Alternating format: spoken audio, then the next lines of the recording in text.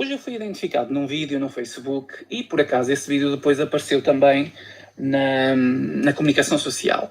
Mas esse vídeo, quando apareceu na comunicação social, hoje, à hora do almoço, ele já foi, digamos, manipulado. Porquê? Porque eles conseguiram retirar toda a essência do vídeo, que é a aflição de uma mãe, de um filho, e realmente apontar o dedo a quem estava a proceder daquela maneira, de uma maneira selvagem, parecia um faroeste autêntico, e quem não soubesse o local pensava que isto era, sei lá, nos Estados Unidos, no Brasil, quem sabe num país qualquer africano, com índices de violência altíssimos. Mas não, a situação aconteceu em Portugal, num bairro, não sei se é um bairro social ou não, mas sei que é uma zona de família, e aconteceu que foram disparados mais de 50 tiros de caçadeira, de um lado para o outro, ajuste de contas, entre ciganos.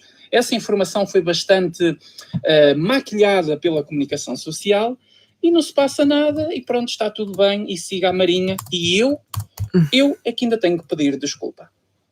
Mas antes de continuar o vídeo, vou passar o vídeo amador que essa pessoa gravou e vejam a aflição que realmente foi naquele momento.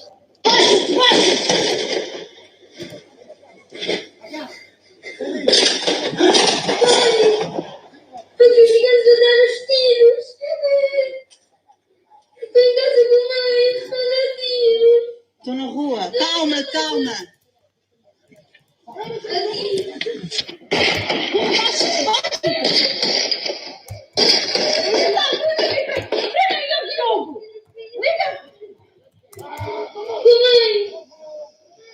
Sim. Ok.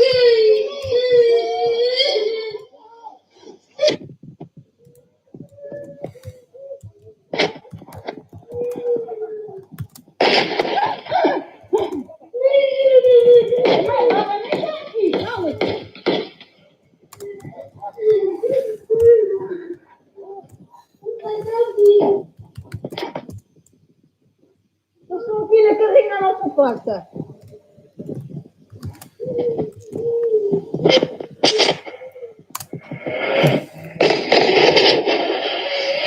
Não, vou filmá-los. Vocês puderam ver, nesse vídeo podemos identificar realmente que, ao que parece, está uma mãe e um filho bastante nervosos e com medo do que estava a acontecer. Ao que parece, a criança estava a tentar ligar para a polícia ou alertar alguém, identificou o que é que estava a acontecer, que eram ciganos que estavam aos tiros, mas a comunicação social, pelo menos o telejornal da SIC, conseguiu ocultar esta informação de uma forma bastante, digamos, profissional, não é? Bem ao estilo da desinformação do nosso jornalismo. Isto tudo fez-me lembrar, isto fez-me lembrar que nos últimos tempos nós, sociedade, temos sido oprimidos. Nós é que temos sido oprimidos. Porque nós já não podemos dar a nossa opinião sobre estes acontecimentos. Porque nós não podemos julgar as pessoas, sejam ciganos, sejam o que for. Porque nós temos que nos portar bem. Porque nós temos de aceitar toda a gente e temos que aceitar o multiculturalismo que eles querem impingir no nosso próprio país. Eu lembro-me, por exemplo, que saiu um artigo no Público, onde um historiador, José qualquer coisa, agora não me lembro o nome, mas eu vou deixar em um print, disse que nós deveríamos pedir, ou seja, Portugal deveria pedir desculpa aos ciganos.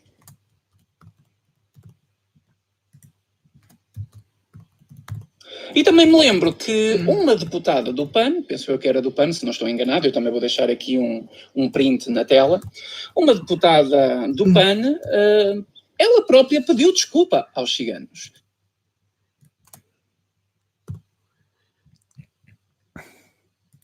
Isto fez-me refletir sobre vários casos que têm acontecido na sociedade, que ninguém pede aos ciganos para nos pedir desculpa.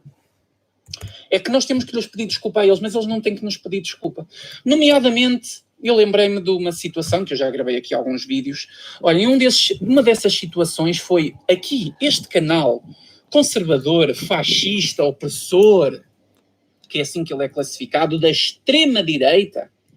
É assim que a mídia e comunicação social classificam este canal. Este canal é que teve de fazer um artigo para primeiro falar, dar a minha opinião e depois divulgar o que aconteceu, neste caso, com um casal de namorados, homossexual, que foram agredidos em Coimbra, à entrada do shopping, por uma família de ciganos. Só porque os dois rapazes deram um beijo de despedida porque um deles ia trabalhar.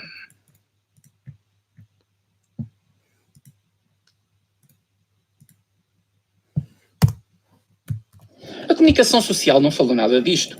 Saiu um ou outro artigo, nada de especial. A nossa extrema-esquerda, porque nunca havia comunicação social a falar destes rótulos em relação à esquerda, os nossos partidos progressistas, como o Bloco de Esquerda, o PAN, o PS, que vem por aí fora, não é? Que basicamente isto é tudo de esquerda. Nenhum deles foi defender este casal de rapazes, que um deles até foi parar ao hospital. Porquê? Porque o Bloco de Esquerda ficou um bocado, afinal eu vou defender a minoria racial, neste caso dos ciganos, ou vou defender a minoria sexual, no caso do casal homossexual. Pois é, o Bloco de Esquerda nessa situação teve um ABC completo e preferiu ficar em silêncio. Foi aqui o canal Tal Cavalo em Português que fez um vídeo a divulgar isso e a falar dessa situação. Também me lembro de uma situação que aconteceu no Lidl de Famalicão, salvo erro. Eu também fiz aqui um vídeo onde nós podemos ver conflitos e uma confusão imensa com vários ciganos e a própria segurança do estabelecimento comercial. Também ninguém veio falar do que realmente aconteceu ali. Porque o que aconteceu ali foi que foi detectado roubos da parte dos ciganos que estavam nesse Lidl, nessa superfície comercial. E simplesmente saiu um artigo na comunicação social. Eu até vou colocar aqui o vídeo dessa situação porque ele é bastante curto.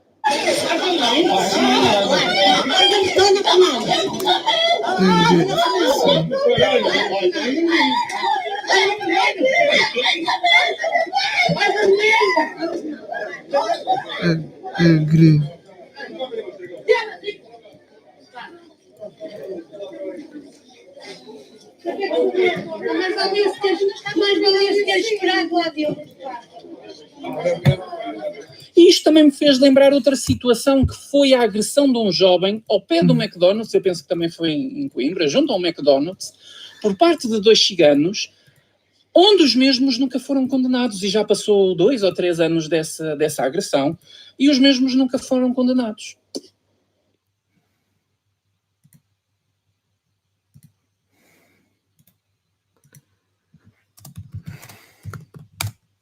E também não me lembro de ver uma exigência da parte dos ciganos, do próprio governo com a parte dos ciganos, porque eles fazem o que querem, a polícia não pode agir em conformidade, senão está a ser racista.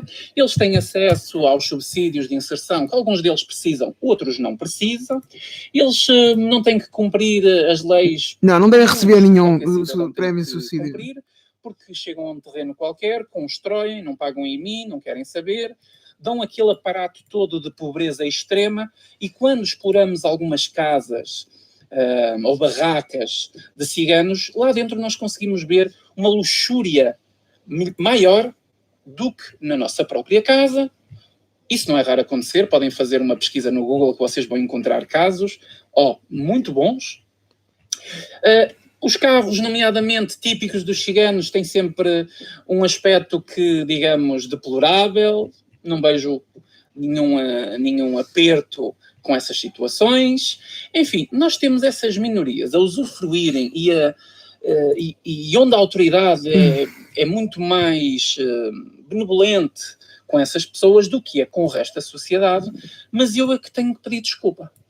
Eles estão aos tiros numa zona residencial onde tem crianças, onde tem pais, onde tem mães, onde tem todo tipo de pessoas. Passa no telejornal como se fosse uma coisa sem importância e está tudo bem. E eu que estou aqui a fazer este vídeo, eu é que vou ser o filho da puta da história. Eu é que sou opressor, eu é que sou racista, eu é que sou xenófobo, eu é que sou da extrema-direita. Mas eles podem fazer o que quiserem, eles podem agredir as pessoas na sociedade que não pagam por isso, podem usufruir dos benefícios. E sem saber porque é que defende. Again, I play this game a lot, and anything that I used to play when I was a kid is going to get points. Is it the best game?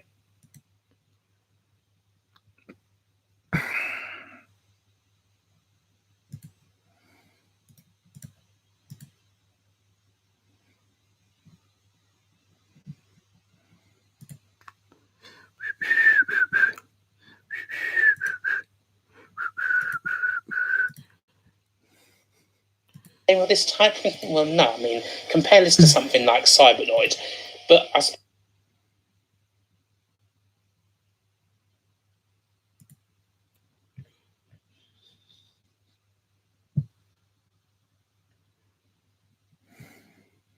suppose the difference is I played this one more back in the day. Cybernoid is something I played a bit more later on. So it just nicks it. Number 56, we go to more shooting action with Chronos, A Tapestry of Time. This is probably, even though there are certainly shooters that are high on this list, this is the one that back when I was a kid, I think I played the most. Again, it was another budget title. Again, I think it's another Mastertronic one. I seem to buy a lot of those games. There always seem to be a lot of the Mastertronic games in like the corner shops and what have you. You had like the Mastertronic ones, you had the Codemasters ones, you had Alternative, and probably the best ones, you had like the budget releases from Hit Squad or Kicks, Ocean and US Gold labels and all the other stuff like that. Mastertronic ones often used to have quite cool covers, so they would often be the ones that got picked up. Chronos is probably mostly remembered these days because it is a pretty basic shooter in kind of the averagey kind of R-type-ish form. It's not brilliant. The main thing that people remember this game for is Tim Follin did the music for it. Tim Follin did this amazing theme for the game on the Spectrum 48K. It sounds otherworldly, out of this world, like some awesome progressive rock solo. It's just completely like, how on earth is this on a 48K game when, you know, most of these soundtracks are like beep boop beep boop beep boop boop boop or whatever. You know, how does this even exist? Who knows? Black magic. You kind of wish Tim Follin was actually around in the retro community these days, because maybe he could explain how he did some of the music that he did for the ZX Spectrum. And this isn't the last example of that, we'll see. Bloody great. The game itself, not as great as the music, but one that I played a lot. Daley Thompson's Decathlon, number 55. Certainly a game that is a highly regarded Spectrum classic. The only probably reason why it's down here is because there is another game that's very similar, that's also a lot better, and you can probably guess what that game is. But it wouldn't have existed without Daley Thompson's Decathlon. It's basically a conversion of track and field by Ocean. It has pretty much all the same events. You've got your 100 metres, you've got your 110-metre hurdles, long jump, javelin. You've got to get to 45 degrees, waggle your joystick, break your joystick, smash your keyboard up, all that sort of things just to get a better time than whoever it is you're playing against, or indeed the computer. Set those records. Everyone loved this game back in the day. It was massively popular. It was one of those games that really put Ocean Software on the map and helped them on their way to becoming the biggest software house in the company in Europe, one of the biggest in the world by the end of the decade. Good bloody game. We're sticking with Ocean for number 54, a much later conversion of theirs. We have Pan. Pan got a fantastic conversion on pretty much all the microcomputer formats. To be fair, it's not exactly it's a game that's not easy to screw up. I mean, you've got these balls that are bouncing around and you just got to blast them to Kingdom Come. It's so simple, it's brilliant. You know, how can you really screw this up? And they certainly didn't screw this up on the Spectrum. It's one of the finer conversions of the game. Sure, again, the graphics aren't necessarily the same as other versions, but the gameplay, you cannot go wrong. There you go. Another conversion from the arcades, and perhaps not one that's quite as well.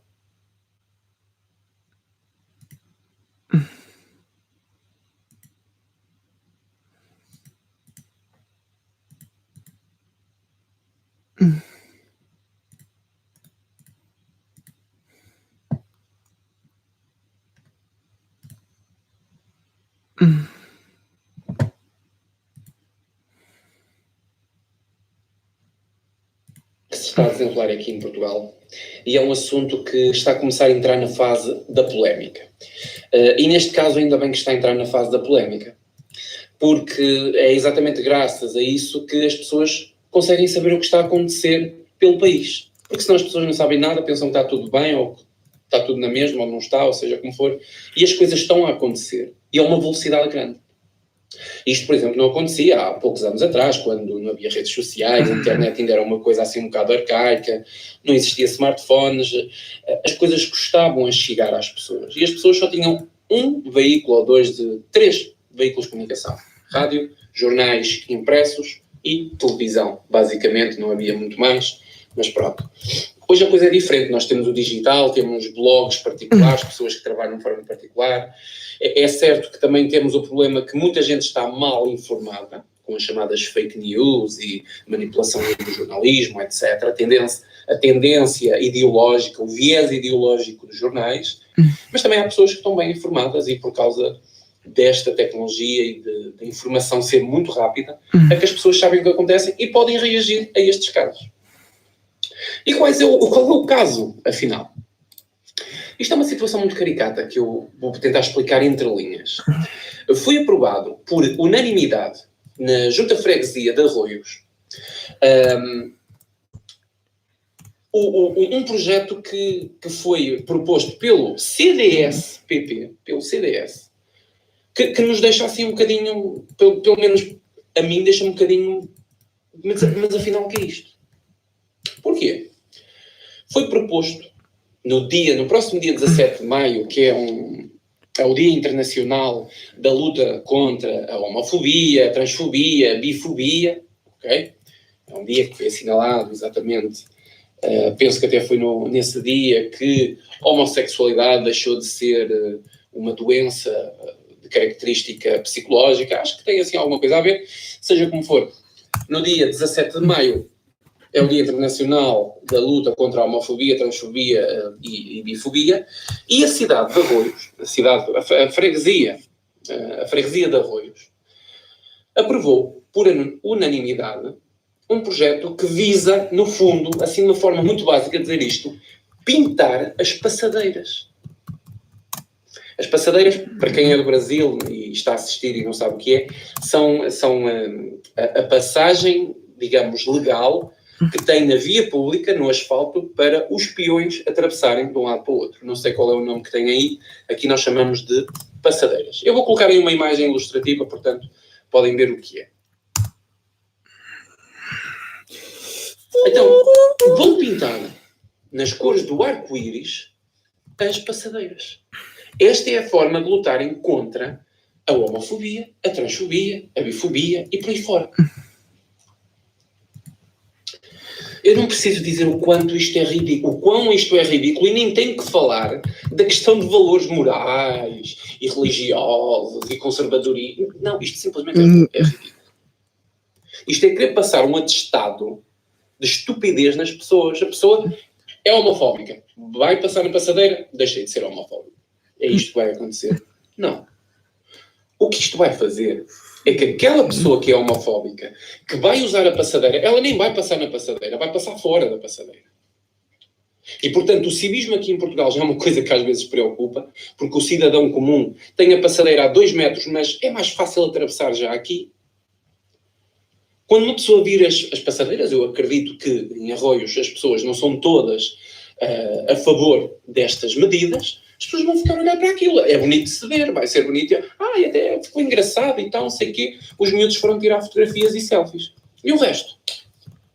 Isto requer, seja muito ou pouco, investimento gasto pela freguesia. Porque eu não sei, aquele vai ficar pintado para sempre? Vai ser sempre passadeiras LGBT? É uma coisa que é medonha. Se eles fizessem uma outra coisa qualquer, de outra forma, isto é um problema de civismo. Reparem uma coisa, isto é um problema de civismo. E é um problema ainda maior, que é uma contradição dos socialistas, que é a falta de valores morais. Valores morais esses que o socialismo diz que são eles que estão a atrasar a sociedade para eles implementarem este tipo de coisas. Quer dizer, valor moral de respeitar o próximo, independentemente da sua sexualidade, é retrógrada. É fascismo, é não sei o quê. Mas pintar as passadeiras para combater a homofobia e transfobia por aí fora, não, isso já é uma medida inteligente, sensibilidade, acima de tudo, respeito, sem estrelas. A sério, a sério. Este país está a ficar uma flor de estufa. Está a ficar uma flor de estufa. Tudo o que é feito é por um fim que não vai funcionar. Sempre haverá pessoas que não vão respeitar as outras. Sejam altos, magros, pretos, brancos, homens, mulheres, heteros, homossexuais, não interessa. Isto é um problema de moral, que é onde os conservadores mais insistem. Moral e educação, o respeito ao próximo. A questão de uma pessoa estar com outra e dizer, olha, eu sou homossexual. E então, e daí, qual é o problema? Não tem nada a ver com isso. Mas não. Aqui a questão é, porque ele é homossexual, tem que ser respeitado. Não, ele tem que ser respeitado porque é uma pessoa, é um ser humano e tem direitos como outras, direitos e deveres como outras pessoas quaisquer. Estamos aqui a inverter as coisas. Isto transforma-se num problema, que é o que Marx chamava a luta de classes. A população fica dividida. A população que é a favor, a população que é contra, e depois a população que é radicalmente a favor e radicalmente contra. E é claro, a opinião da mídia no meio disto tudo. Porque vai lá a mídia, pinta a notícia da maneira que quer, atira para o público e pronto. Como foi feito, não tem nada a ver, mas foi feito, com a polémica que está a surgir, lá com os estudantes brasileiros e estudantes portugueses lá da universidade, que não sei o que, pepepel, troco para o bolso. É a mesma coisa, mas pronto, eu não vou mudar de assunto. Então o que aconteceu foi que, e diz aqui, na própria publicação do Facebook oficial do CDS de Arroios, diz o seguinte: na Assembleia da Freguesia de Arroios, aprovada por unanimidade, ou seja, ninguém contrariou, foi por unanimidade aprovado, toda a gente aprovou aquilo. A recomendação para a coleção de passadeiras arco-íris na Avenida Almirante Reis, já agora Almirante, meus jovens, é com a letra maiúscula, não é minúscula. Almirante Reis, para assinalar o Dia Internacional de Luta contra a Homofobia e Transfobia no próximo dia 17 de maio. E está aqui o documento. Eu vou-vos deixar depois aí uma fotografia e os links para vocês consultarem. Qual é o problema disto? Há pessoas que dizem que não veem problema. Ok, isto já é uma questão de opinião. Eu acho que é um problema. Porquê? Porque é influenciar agendas ideológicas, coisas todas. Está completamente podre por dentro. Está completamente invadido de marxistas. E não há uma maneira disto acabar. Porque tudo é interesse para votos. Estamos a chegar a eleições, é preciso deixar claro que o CDS, o PSD, não são partidos colados à direita. Não. Nós o máximo somos tipo um bocadinho centro-direita. Para deixar bem claro que nós somos bastante flexíveis aqui na coisa. Mas a parte boa disto, para eu terminar, que o vídeo já está a ficar muito longo, é que realmente o assunto começou a entrar um pouco em polémica e houve alguém da Câmara de Lisboa, o vereador da Câmara de Lisboa, do próprio CDS, João Gonçalves Pereira, que disse que não era a favor disto. Palavras dele, eu vou ler aqui. O vereador do CDS, na Câmara de Lisboa, João Gonçalves Pereira, deixou claro nesta terça-feira que não apoia a proposta apresentada por representantes do partido na Assembleia de Freguesia de Arroios, para que sejam pintadas várias passadeiras com as cores do arco-íris na Avenida Almirante Reis. Entre aspas, peço desculpa, mas não subscrevo. Estas foram as palavras de João Pereira. E é aqui que eu digo que não, o CDS não é um partido que está que é de esquerda, ou que está a fazer uma oposição género à estratégia das tesouras. Até pode. Mas a origem do pensamento do CDS não é este. Portanto, nós não podemos pegar no CDS todo e julgá-lo num só. Porque há pessoas dentro do CDS que se manifestaram. Exatamente como acontece, vou dar um exemplo que é quase idêntico. Exatamente como acontece no próprio PSD. O PSD que está num estado ideológico pior, quando há estas manifestações de ideologia de género, etc., o PSD fica muito em silêncio, prefere o silêncio à manifestação, mas houve um deputado lá dentro, um vereador na Câmara de Barreiro, que é o Bruno Vitorino, que não se calou, e contra tudo e contra todos, consegue enfrentar esta gente toda. E atrás dele têm vindo outras pessoas do próprio PSD lá, penso que é do Barreiro, da Câmara de Barreiro, é do Barreiro. Portanto, não podemos pegar no partido e dizer que toda a gente que está lá são marxistas, só estão lá por não sei o que. Não, há pessoas que estão lá dentro que valem a pena, seja PSD, seja CDS. Agora, é preciso mostrar isto às pessoas. Eu não estou a dizer para vocês votarem no CDS ou no PSD, não, de maneira alguma. Só estou a dizer que nós não podemos olhar para o livro e dizer que ele é uma porcaria. Nós temos que o ler todo. Já agora, para terminar, e a prova que realmente as coisas estão a mexer e existem conflitos internos, e isto prova realmente a direita.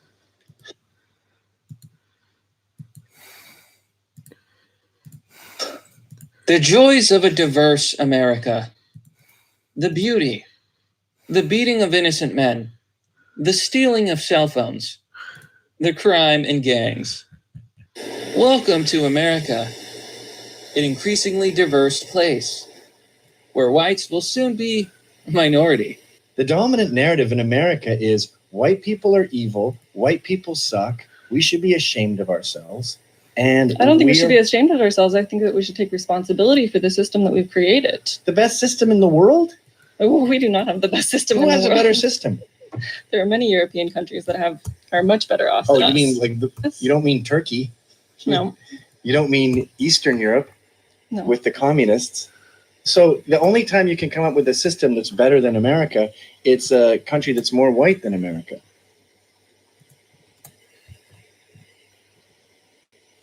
I don't understand. I honestly wish I could show you the entirety of this video, but most likely YouTube won't allow it because fuck the truth. You're not allowed to see what the truth is. You have to click the link and go to another website to see the video. Because that's the world we're living in, where the truth is censored, where I can't find a single meme or single story on Google or YouTube because they convolute the algorithms all to push their lies. The lies that what they want isn't destroying America from the inside out. They jump on this man, they steal this man's shoes, they undress him, they take everything out. These people are criminals, monsters, thieves, the Somalian refugees. Maybe we should have never brought them to the country. Maybe it has nothing to do with poverty or being poor. Here in the Washington Post, Twitter. In 2020, whites will no longer represent a majority of American children. Diversity has spread to school districts across the country, and there are many more diverse districts today.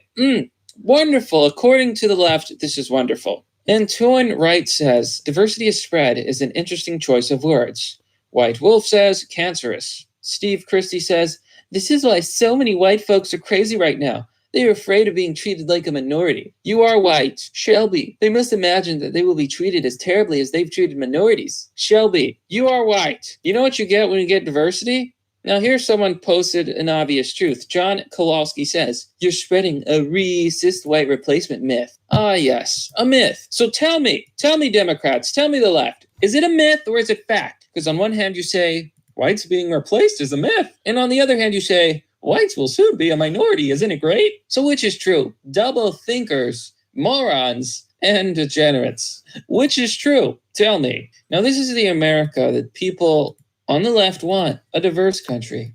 A wonderful country. Now, I'm sure it's not against TOS to show you stills.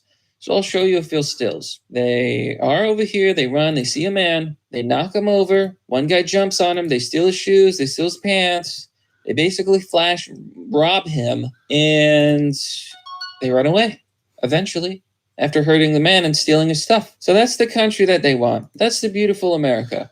That's the dream. That is the joys of diversity. And now America will be full of diversity. Isn't it wonderful? Never mind the correlations with crime and poverty and, problems and societal unrest and fracturing of culture and destruction and harm. It doesn't matter. It doesn't matter. If you tell people the truth, you're just a bigot. You're just a bad man. And people like Tim Pool would say, I don't like racism. It's awful. It's because they are poor that they steal. It's a poverty issue. Fuck off. It is not a poverty issue. These people are poor because they choose to be. You were poor once, weren't you? You said that you were homeless a couple times, right? So obviously you know what it was to be poor. Did you steal? Did you rob? Did you beat men in the streets? Did you? Did you? Is the answer yes or no? Because if it's yes, you're scum. If it's no, then you've proved my point just by existing. When there's a group of people, it doesn't matter if they're Asian, it doesn't matter if they're Somalian, it doesn't matter where they come from. If that group of people refuses to work hard, refuses to educate themselves, refuses to follow the rules, and constantly goes for easy money, crime, and causes societal problems, it is their fault, they're the problem, and it is not good for anybody. America should not be taking any refugees. 1, because I don't give a shit. 2, because they're not entitled to anything. And 3, because America comes first. Is that insane? Is that insane to you? Is that too much? To put American citizens first? To say no to refugees? To say no, no, no, no. And then stuff like this would never happen. Now, I don't care about the color of your skin. I really don't. What I care is about the truth. And if Somalians are causing so much trouble, then let's stop taking them. Let's stop importing them. No more refugees. Period. Why is that insane? Is this the world you want to live in? Well, then I suggest that you take care of them, you take them in, and you pay for them. Because I refuse to. I do not want forced globalization and diversity. I don't need it. I don't want it. I don't give a shit about it. So what did these guys do? They robbed him of his phone. They stripped him naked. They punched, kicked, and spat on him. They body slammed him, jumped on his chest, whipped him with a belt, rode over him with a bicycle, threw garbage at him. Sounds just like another day in Minnesota. If the demographics were inverted, it would be headline news on CNN. There would be calls for Trump to make a statement and announcements against him if he didn't do it quickly enough. Who could have predicted that mass immigration from an uncultured backwater of a country torn to ribbons by internecine strife and endless war would spawn such behavior? I love how news reports on the brutality spree is calling it finessing, claiming that the victims are targeted for being drunk, not because, for other reasons. The police try to allude to it, but the news won't go there. It is truly a mystery. Truly a mystery. Isn't it Democrats? Isn't it liberals? Isn't it lefties? Isn't it truly a mystery, Mr. Timmy Tim? I wonder, Tim. You seem to rationalize almost everything. An explanation. It's because they were poor. It's because they're unfortunate. It's because of moron. Some people did something to a white guy. So no biggie. Said the media and the Democrats. Yeah, it's only a hate crime if it's against minorities. Now, let's forget all the black on white crime, which makes up a majority of interracial crime. Let's forget crime statistics, which show that a very small portion of the population is involved in a lot of criminal activity. I guess it's just because they are poor. They are poor, so that entitles them to commit crime. Just like Tim Pool went on a crime spree when he was poor. I'm sure he practices what he preaches. I'm sure he doesn't see the disingenuousness and the intellectual hypocrisy and contradiction there. I'm sure. Iden James says, I've lost track of how many times I've said this phrase this year, but imagine the outrage if it were the other way around. Yeah, who cares, right? Whites aren't afraid of being a minority because they're afraid that minorities are treated bad. Whites are afraid of being a minority because whites are treated bad even as a majority. Can you imagine the hell on earth it will be for white people when diversity finally overtakes this country? Now, I don't have a problem with diversity per se. I have a problem with the insanity, the clown world that the left is creating, that Democrats are creating. They're creating unstable, uncultured, backwater terraforming. They're turning this country into a shithole. They're turning the cities into garbage pits. They're destroying our culture. They're destroying our nation. They're destroying the common man, and they're putting everyone in danger. All because they're insane. All because more diversity, more progressivism, right? Right. Forget about helping Americans who need help. Let's import refugees. Forget about helping the homeless. Let's support open borders. Yeah.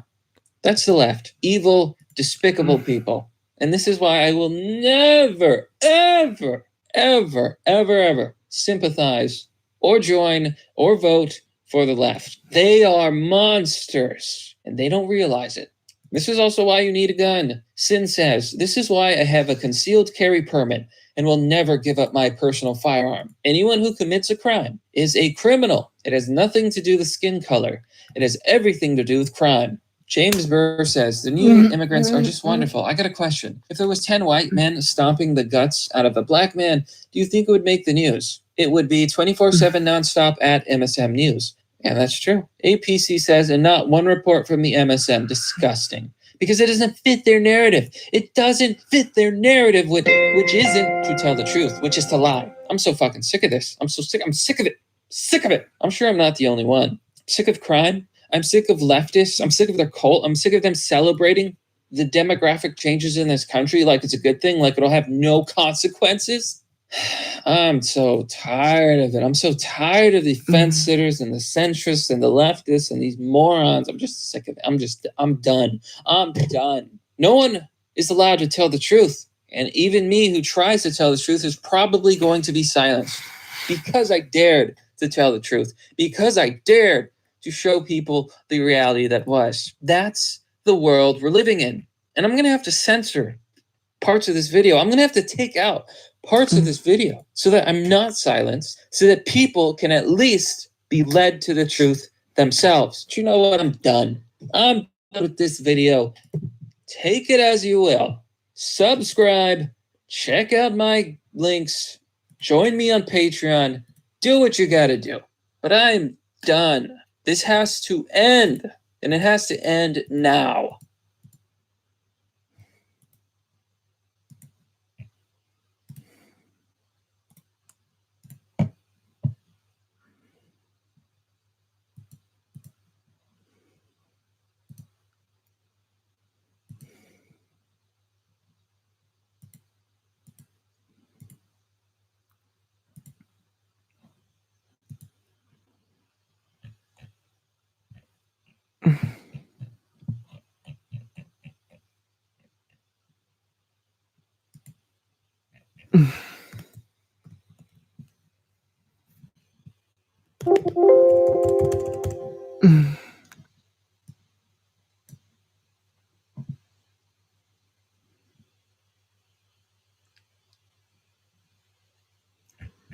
Mm-mm.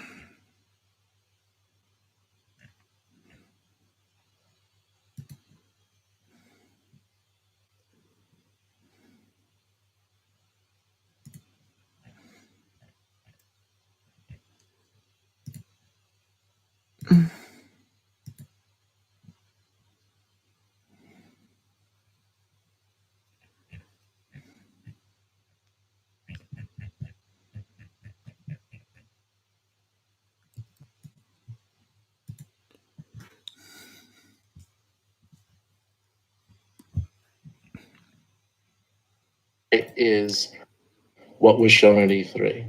And I've got no volume, so you're just going to see them play side by side and kind of go on.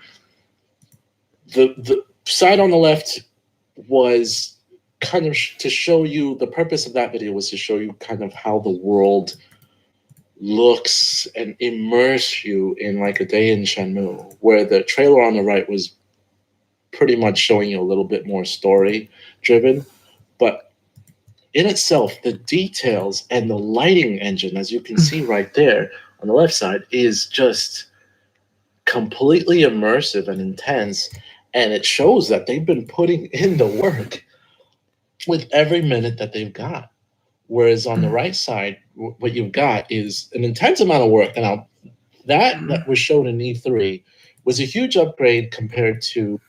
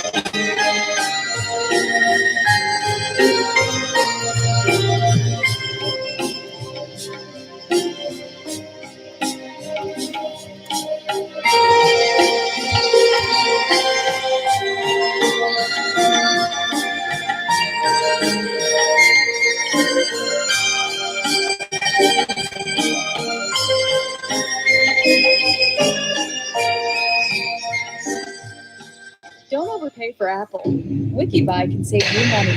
Get coupon codes automatically applied to your shopping cart. Download Wikibuy for free.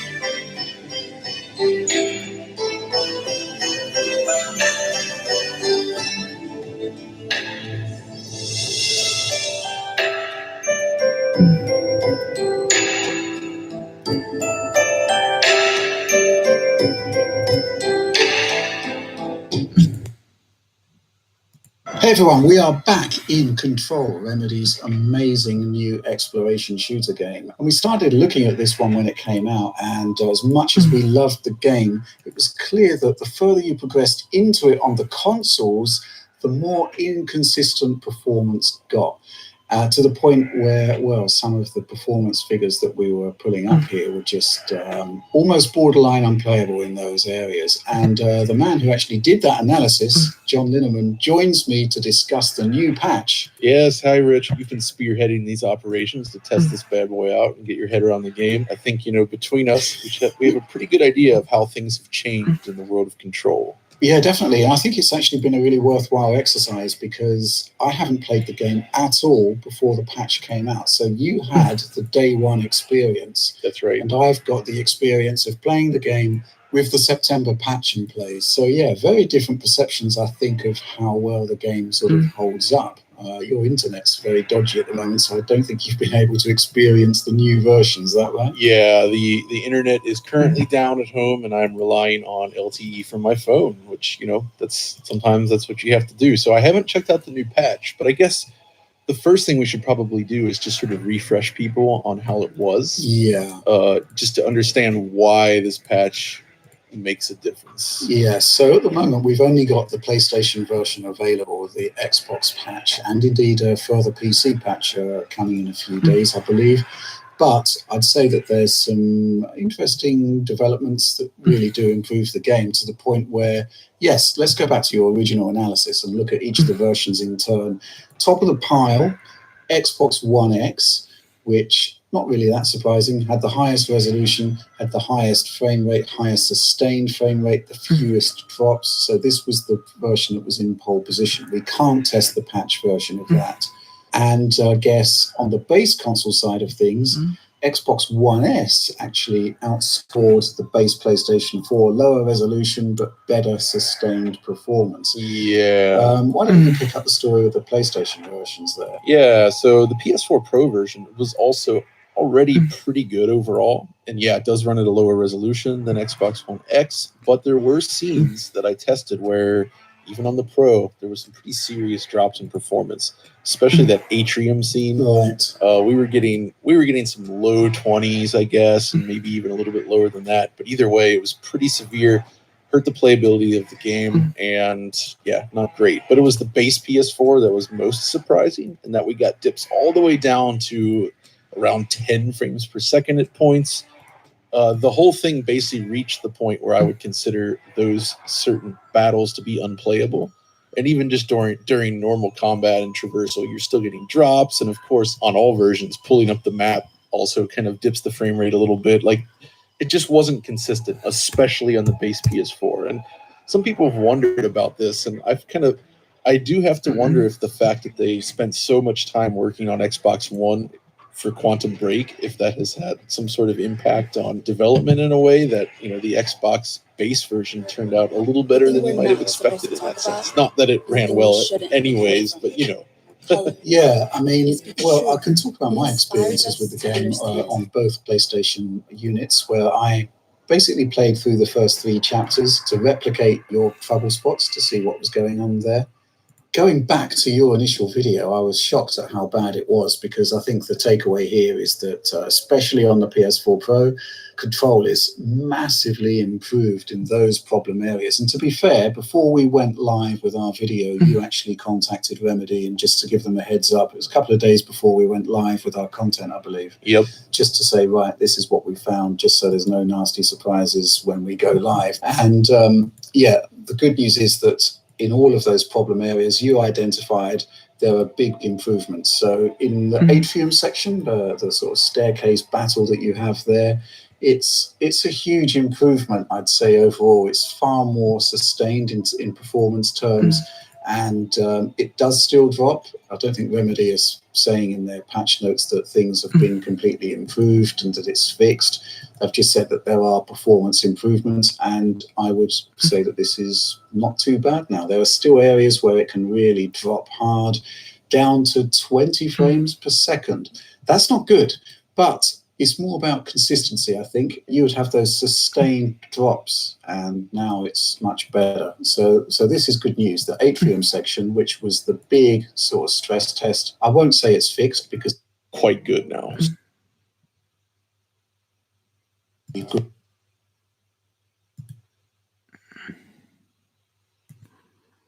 Well, what do we have here?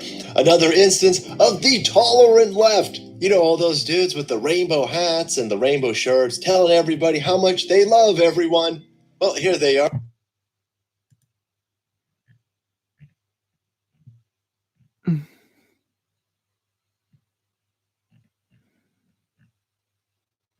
Are specifically showing up to the Modesto Straight Pride event with the stated purpose to encircle everybody there, shout them down, and scare them out of town. Hold on a second.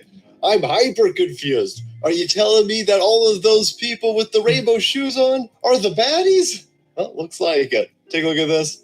Counter-protesters far outnumber bigots at Modesto's Straight Pride event. That's right. If you don't agree with the left, if you're not a lefty Kool-Aid drinking lunatic cult member, well, then of course you're a bigot. These people only deal in absolutes. Well, let's take a look at what this article has to say.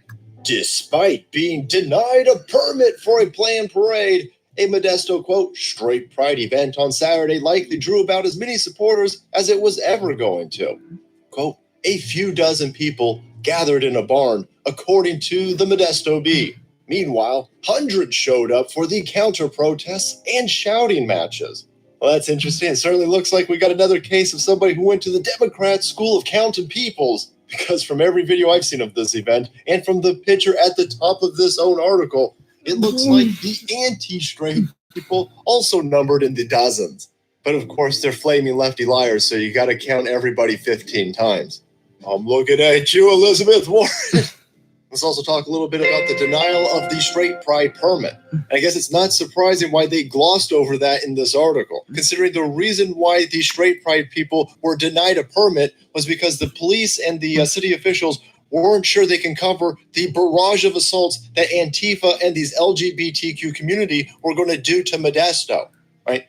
The Straight Pride people weren't threatening to burn anything down. They weren't threatening to riot.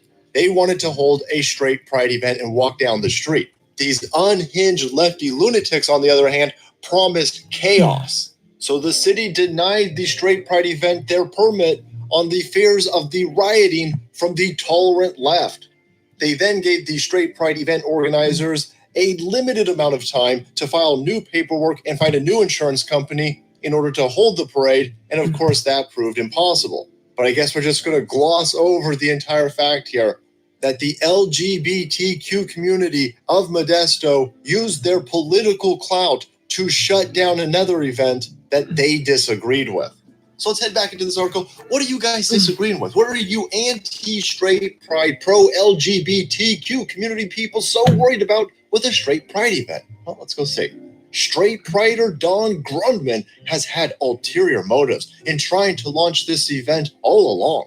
The San Leandro-based chiropractor may really hate LGBTQ people and believe they're all molesting children, but he also hates abortion. And a closed Planned Parenthood clinic was the second and only stop of his group's march on Saturday. There, they could be heard shouting, quote, "Build the wall," and quote, "For..."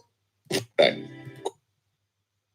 young boy escapes from vegan parents. He was malnourished and weighed only 65 pounds at 13 years old. Hello, everyone. This is Mr. Obvious, bringing you the obvious. And today on Inquisitor.com. So, a severely malnourished Ohio boy forced into a vegan diet escapes home, parents charged with neglect. The 13-year-old boy weighed just 65 pounds. Now, I've spoken about veganism in the past. I believe it is a cult. If you listen to vegans talk about their diet, talk about their lifestyle, they have an air of superiority. They think they're better than you because they eat vegetables. However, here's the thing. Humans are omnivores. We're not meant to just eat vegetables. And there are many vitamins and nutrients that we need and much more easily obtain from meat, fish, all sorts of animal products. Humans are omnivores. Even chimps aren't vegans. Chimps eat meat. Heck, they'll even eat other chimps. Did you know that even deer and cows occasionally will scoop up small birds and eat them for a little bit of extra protein? Even nature thinks vegans are wrong. Now, for those of you new to the channel, this channel is completely demonetized. That means it's ad-free. If you want to support me, check out the links down below to my Patreon or Subscribestar page. Sharing the video also helps. All support is appreciated. So this article is by Aaron Homer. A severely malnourished Ohio boy escaped from his parents' homes and managed to find help.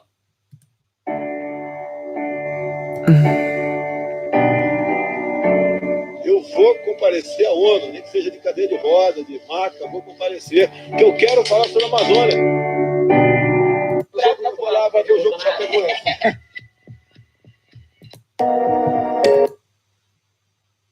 Foi uma cirurgia complexa, durou cerca de 2 horas.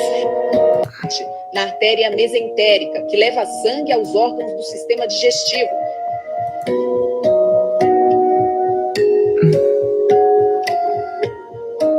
Foi uma cirurgia complexa, durou cerca de 2 horas.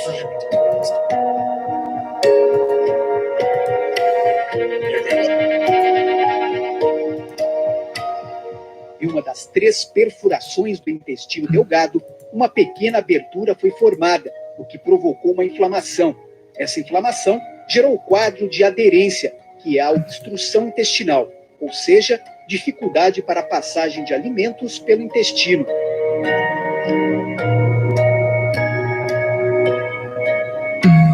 E segundo os médicos, foi um sucesso.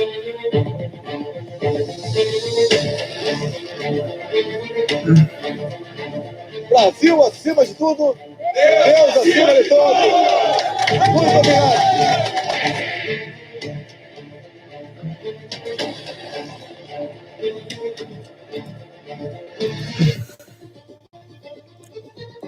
Quando os inimigos da pátria, da ordem e da liberdade tentaram pôr fim à minha vida, milhões de brasileiros foram às ruas.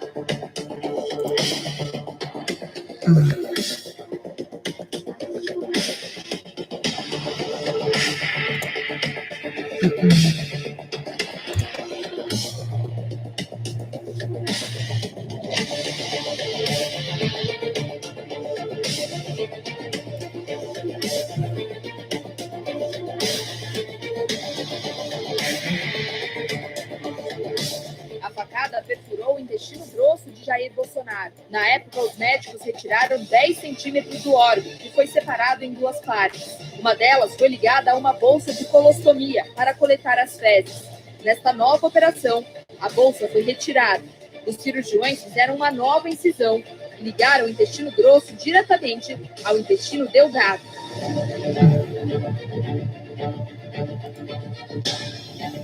A cirurgia a que Jair Bolsonaro foi submetido no domingo corrigiu uma hérnia incisional que aparece por uma falha de cicatrização em cortes anteriores.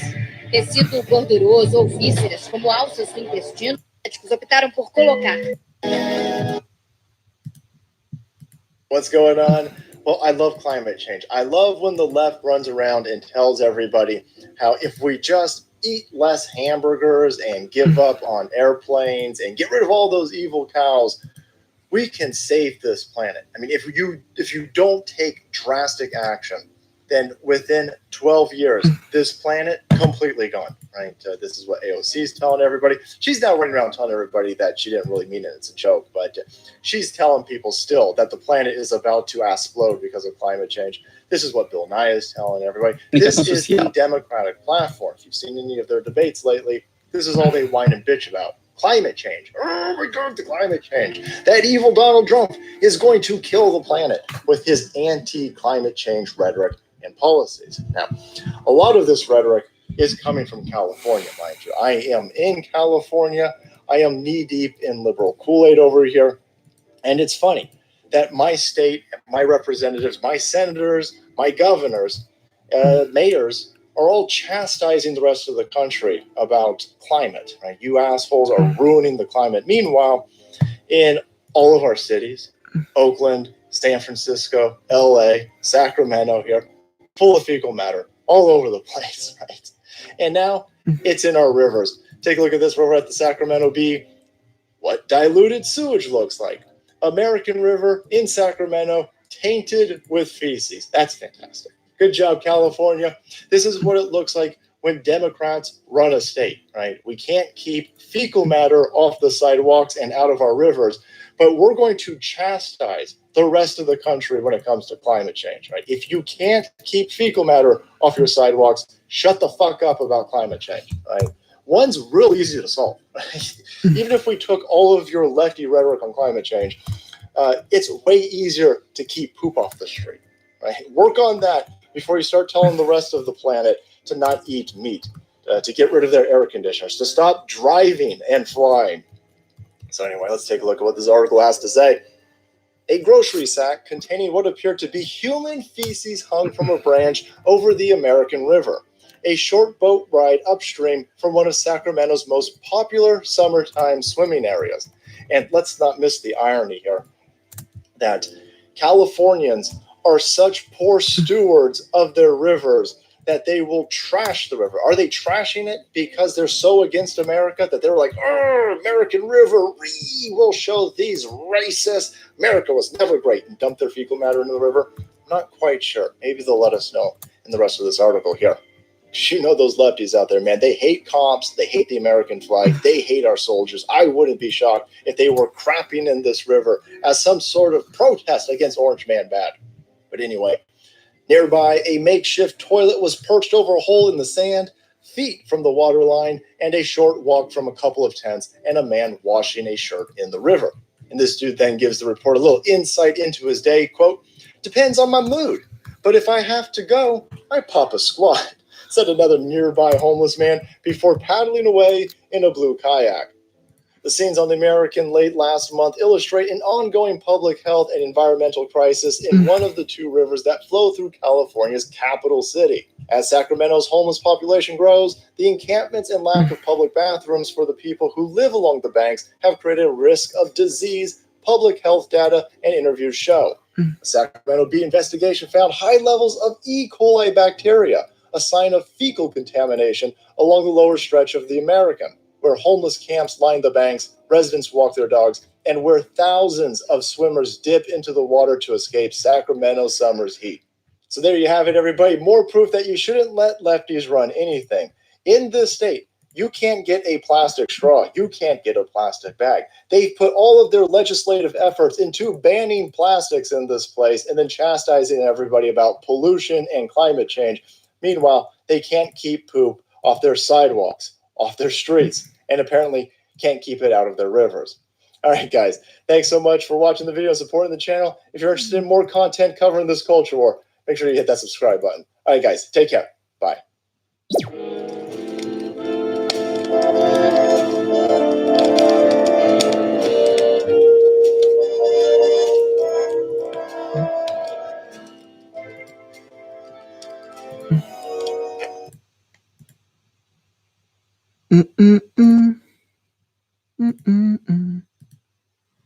We love the internet, but the Mas esse vídeo, internet quando is apareceu a tracking. comunicação social, hoje, à hora do almoço, ele já foi, digamos, manipulado. Porquê? Porque eles conseguiram retirar toda a essência do vídeo, que é a aflição de uma mãe, de um filho, e realmente apontar o dedo a quem estava a proceder daquela maneira, de uma maneira selvagem, parecia um faroeste autêntico, e quem não soubesse o local pensava que isto era, sei lá, nos Estados Unidos, no Brasil, quem sabe num país qualquer africano, com índices de violência altíssimos. Mas não, a situação aconteceu em Portugal, num bairro, não sei se é um bairro social ou não, mas sei que é uma zona de família, e aconteceu que foram disparados mais de 50 tiros de caçadeira, de um lado para o outro, ajuste de contas, entre ciganos.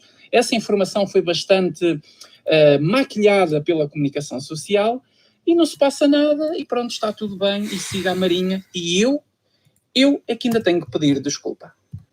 Mas antes de continuar o vídeo, vou passar o vídeo amador que essa pessoa gravou e vejam a aflição que realmente foi naquele momento.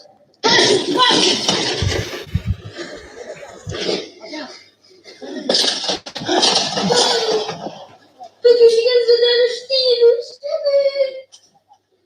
Em casa do meio, estão a dar tiros. Estou na rua. Calma, calma.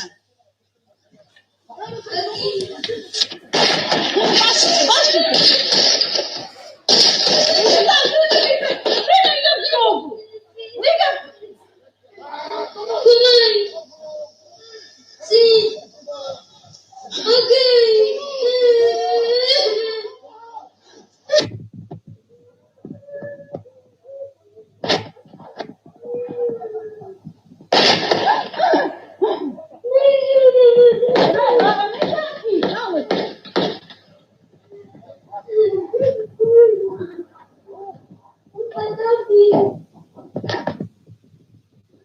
Eles estão aqui na carrinha na nossa porta.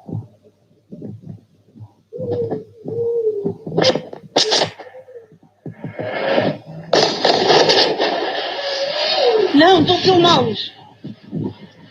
Vocês puderam ver, nesse vídeo podemos identificar realmente que, ao que parece, está uma mãe e um filho bastante nervosos e com medo do que estava a acontecer.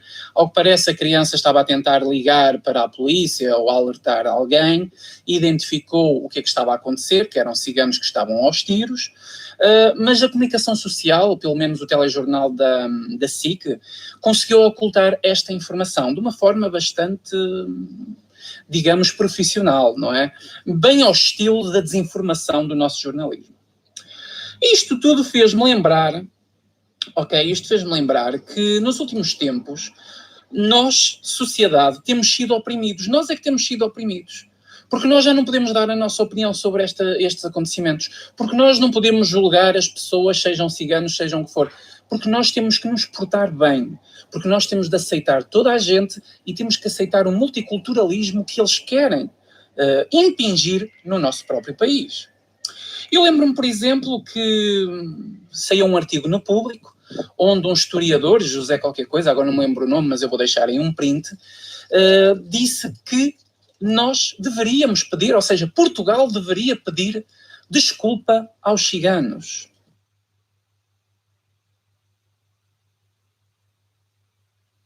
E também me lembro que uma deputada do PAN, penso eu que era do PAN, se não estou enganado, eu também vou deixar aqui um print na tela, uma deputada do PAN, ela própria pediu desculpa aos ciganos.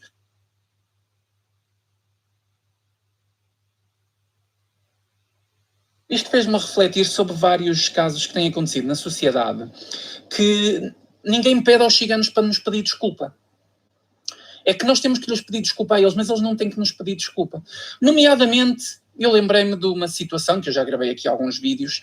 Olha, uma dessas situações foi aqui, este canal conservador, fascista, opressor, que é assim que ele é classificado, da extrema-direita.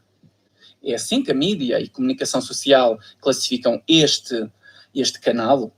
Este canal é que teve de fazer um artigo para, primeiro, dar a minha opinião e depois divulgar o que aconteceu, neste caso, com um casal de namorados, homossexual, que foram agredidos em Coimbra, à entrada do shopping, por uma família de ciganos. Só porque os dois rapazes deram um beijo de despedida porque um deles ia trabalhar.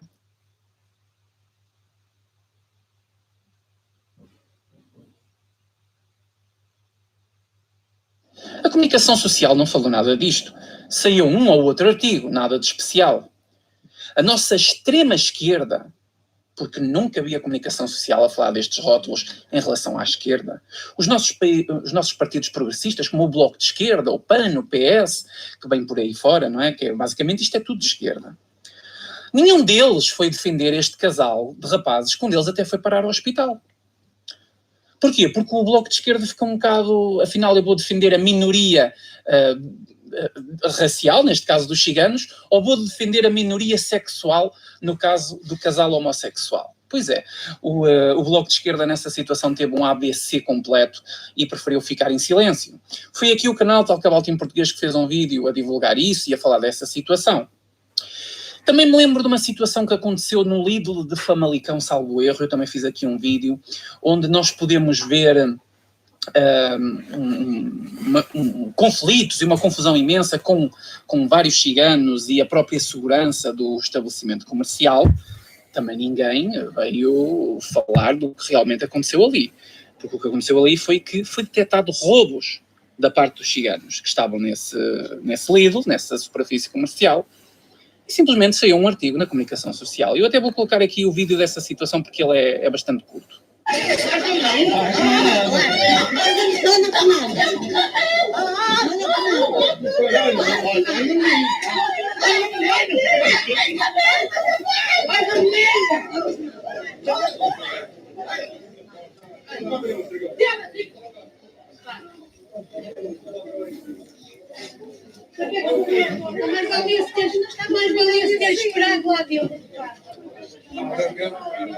E isto também me fez lembrar outra situação, que foi a agressão de um jovem ao pé do McDonald's, eu penso que também foi em Coimbra, junto ao McDonald's, por parte de 2 ciganos, onde os mesmos nunca foram condenados, e já passou 2 ou 3 anos dessa agressão, e os mesmos nunca foram condenados.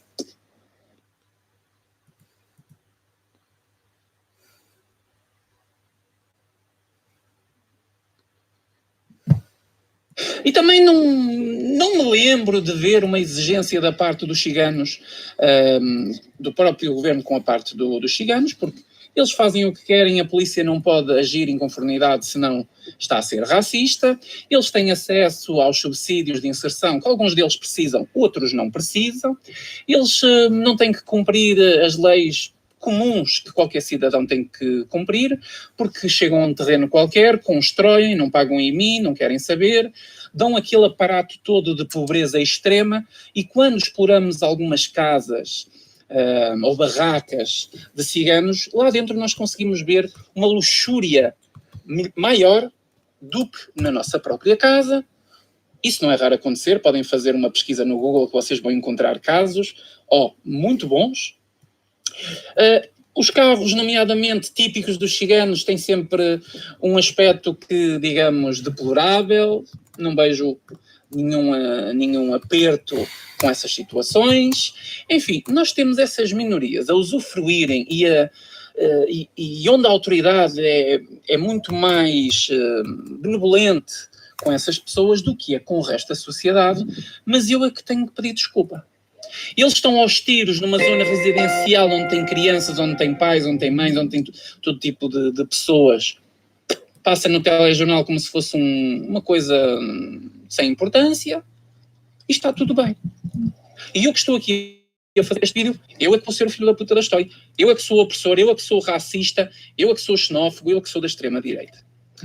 mas eles podem fazer o que quiserem, eles podem agredir as pessoas na sociedade que não pagam por isso, podem usufruir dos benefícios do Estado, não têm que cumprir as regras normais da sociedade e as leis que toda a gente está obrigada a cumprir, e nós ainda temos que lhes pedir desculpa, como disse esse historiador e como diz os partidos da esquerda, etc, etc. Ou seja, nós estamos a viver uma inversão de valores que é uma coisa... É irreal mesmo o que está a acontecer neste país. É completamente irreal. Este vídeo não é contra os ciganos. Este vídeo é contra as pessoas que querem usar os ciganos para fazer uma luta de classes. Que é saber o que é e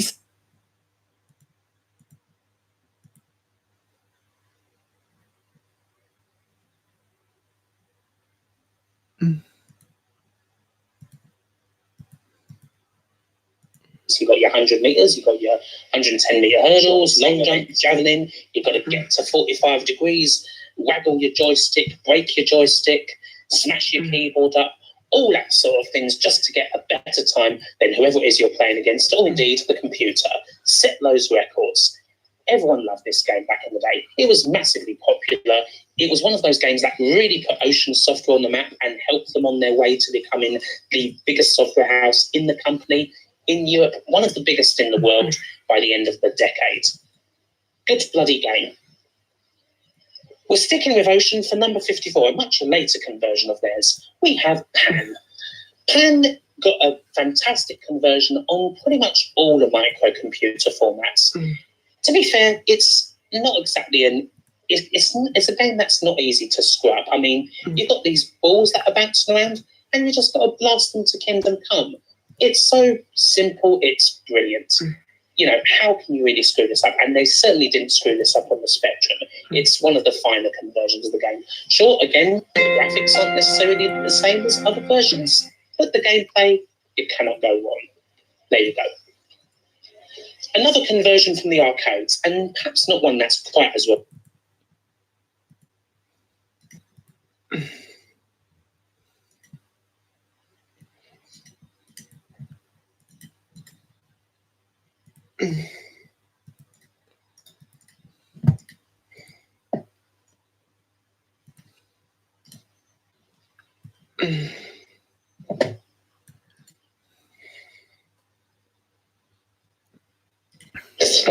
Aqui em Portugal, e é um assunto que está a começar a entrar na fase da polémica. E neste caso ainda bem que está a entrar na fase da polémica, porque é exatamente graças a isso que as pessoas conseguem saber o que está a acontecer pelo país. Porque senão as pessoas não sabem nada, pensam que está tudo bem, ou está tudo na mesma, ou não está, ou seja, como for, e as coisas estão a acontecer. E é uma velocidade não acontecia há poucos anos atrás, quando não havia redes sociais, a internet ainda era uma coisa assim um bocado arcaica, não existia smartphones, as coisas custavam a chegar às pessoas. E as pessoas só tinham um veículo ou três veículos de comunicação: rádio, jornais impressos e televisão. Basicamente, não havia muito mais. Mas pronto, hoje a coisa é diferente, nós temos o digital, temos blogs particulares, pessoas que trabalham de forma particular. É certo que também temos o problema que muita gente está mal informada, com as chamadas fake news e manipulação do jornalismo, etc. A tendência ideológica, o viés ideológico dos jornais, mas também há pessoas que estão bem informadas e por causa desta tecnologia e de informação ser muito rápida, é que as pessoas sabem o que acontece e podem reagir a estes casos. E qual é o caso, afinal? Isto é uma situação muito caricata que eu vou tentar explicar entre linhas. Foi aprovado por unanimidade na Junta Freguesia de Arroios um projeto que foi proposto pelo CDS-PP, que nos deixa assim um bocadinho, pelo menos a mim deixa um bocadinho, mas afinal o que é isto? Porquê? Foi proposto no próximo dia 17 de maio, que é o Dia Internacional da Luta contra a Homofobia, a Transfobia, a Bifobia, ok? É um dia que foi assinalado, exatamente. Penso que até foi nesse dia que a homossexualidade deixou de ser uma doença de característica psicológica. Acho que tem assim alguma coisa a ver, seja como for. No dia 17 de maio é o Dia Internacional da Luta contra a Homofobia, Transfobia e Bifobia, e a cidade de Arroios, a freguesia de Arroios, aprovou por unanimidade um projeto que visa, no fundo, assim de uma forma muito básica de dizer isto, pintar as passadeiras. As passadeiras, para quem é do Brasil e está a assistir e não sabe o que é, são a passagem, digamos, legal que tem na via pública, no asfalto, para os peões atravessarem de um lado para o outro. Não sei qual é o nome que tem aí, aqui nós chamamos de passadeiras. Eu vou colocar aí uma imagem ilustrativa, portanto, podem ver o que é. Então, vou pintar nas cores do arco-íris as passadeiras. Esta é a forma de lutarem contra a homofobia, a transfobia, a bifobia e por aí fora. Eu não preciso dizer o quanto isto é ridículo, o quão isto é ridículo, e nem tenho que falar da questão de valores morais e religiosos e conservadorismo. Não, isto simplesmente é ridículo. Isto é querer passar um atestado de estupidez nas pessoas. A pessoa é homofóbica. Vai passar na passadeira, deixa de ser homofóbica. É isto que vai acontecer? Não. O que isto vai fazer é que aquela pessoa que é homofóbica, que vai usar a passadeira, ela nem vai passar na passadeira, vai passar fora da passadeira. E, portanto, o civismo aqui em Portugal já é uma coisa que às vezes preocupa, porque o cidadão comum tem a passadeira a 2 metros, mas é mais fácil atravessar já aqui. Quando uma pessoa vir as passadeiras, eu acredito que em Arroios as pessoas não são todas a favor destas medidas, as pessoas vão ficar a olhar para aquilo. É bonito de se ver, vai ser bonito. Até ficou engraçado e tal, não sei o quê. Os miúdos foram tirar fotografias e selfies. E o resto? Isto requer, seja muito ou pouco, investimento gasto pela freguesia. Porque eu não sei, tipo, aquilo vai ficar pintado para sempre? Vai ser sempre passadeiras LGBT? É uma coisa que é medonha. Se eles fizessem uma outra coisa qualquer, de outra forma, isto é um problema de civismo. Reparem uma coisa, isto é um problema de civismo. E é um problema ainda maior.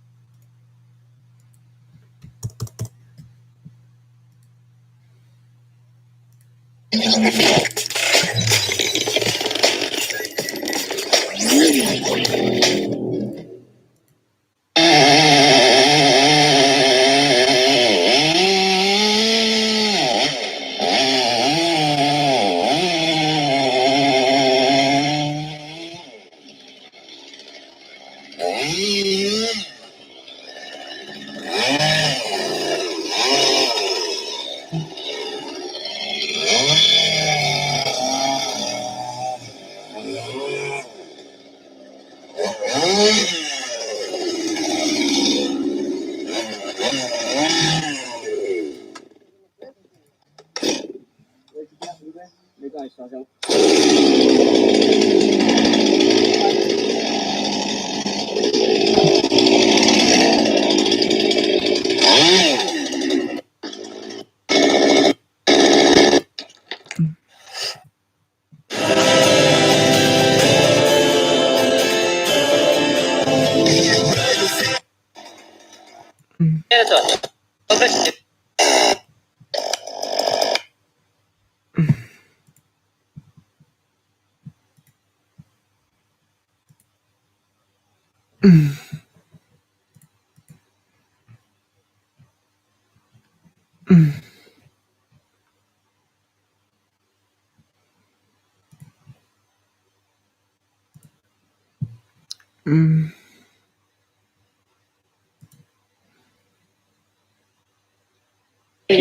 you for coming. Thank you, all of us.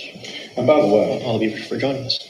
Since the last time I saw you was actually at the Kavanaugh hearing with the whole handshake fiasco. Thank you for shaking my hand. Absolutely. Because, man, I got blasted for saying I set that thing up.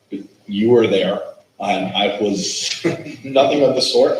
So appreciate you doing that. So I'm gonna start, and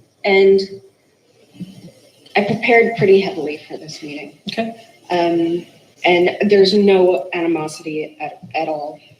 And I woke up this morning with a panic attack. I have anxiety, and it wasn't about you in particular. I think being a leader is something that we're all born with. And that something is courage. And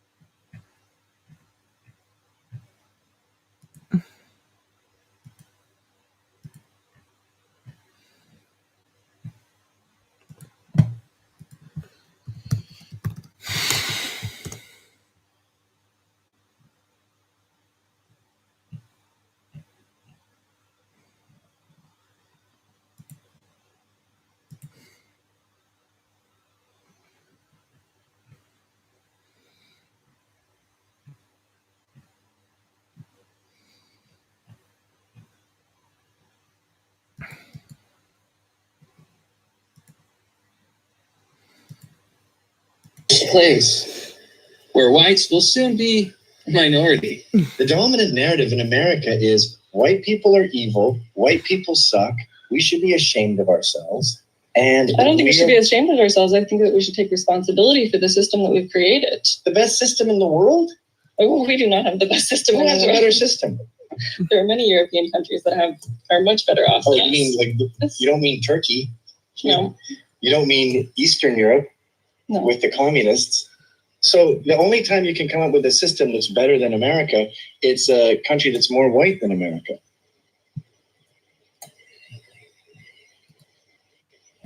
I don't understand.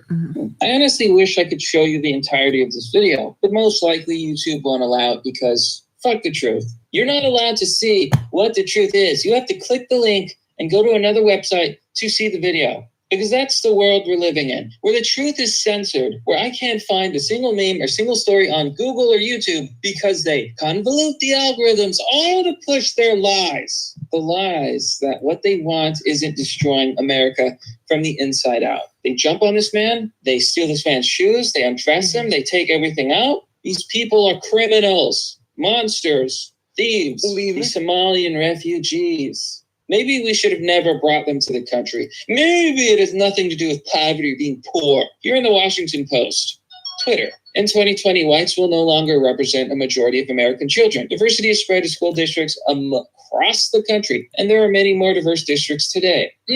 Wonderful. According to the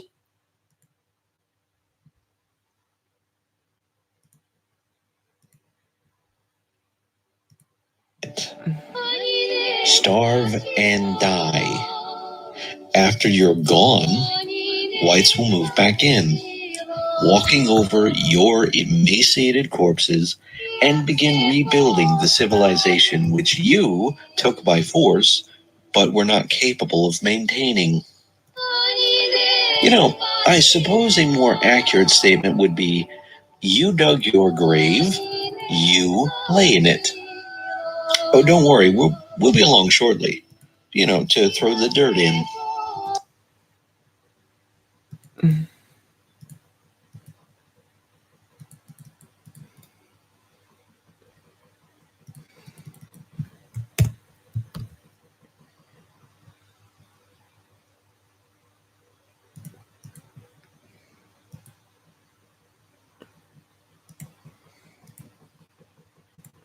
Which you took by force, but were not capable of maintaining. You know, I suppose a more accurate statement would be, you dug your grave, you lay in it. Estrangeira. Tem agora esta proposta do Invictus Portugal. Recomendo que sigam este senhor este endereço no Twitter. PSVL unem forças na criação de cotas raciais em nome de luta contra o racismo.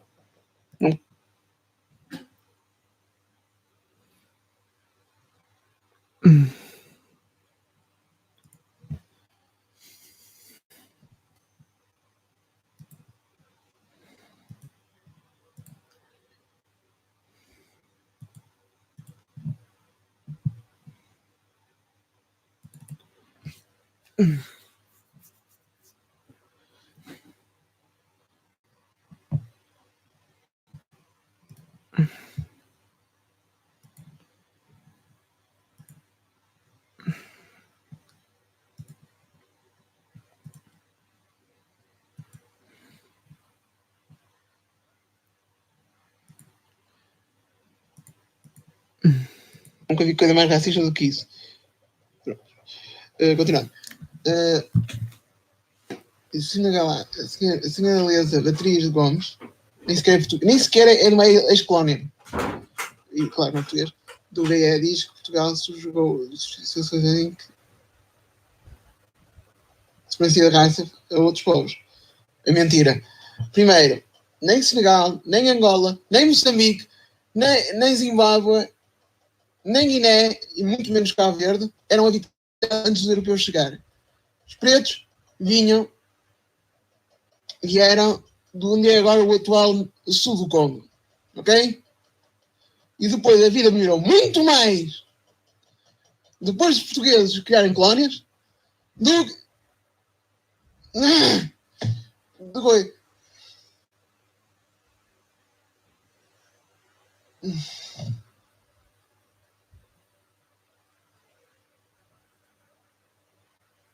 Vejam isto enquanto eu vou...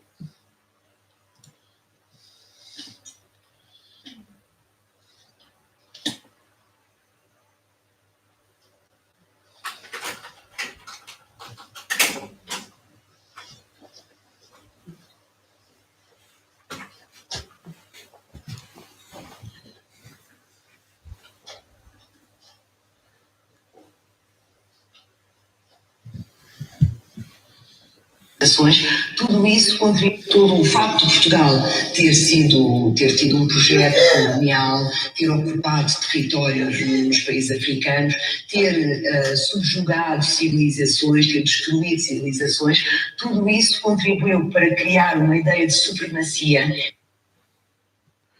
Fica numa civilizada, caramba! não só, mas aquilo era um... Portanto, criar uma...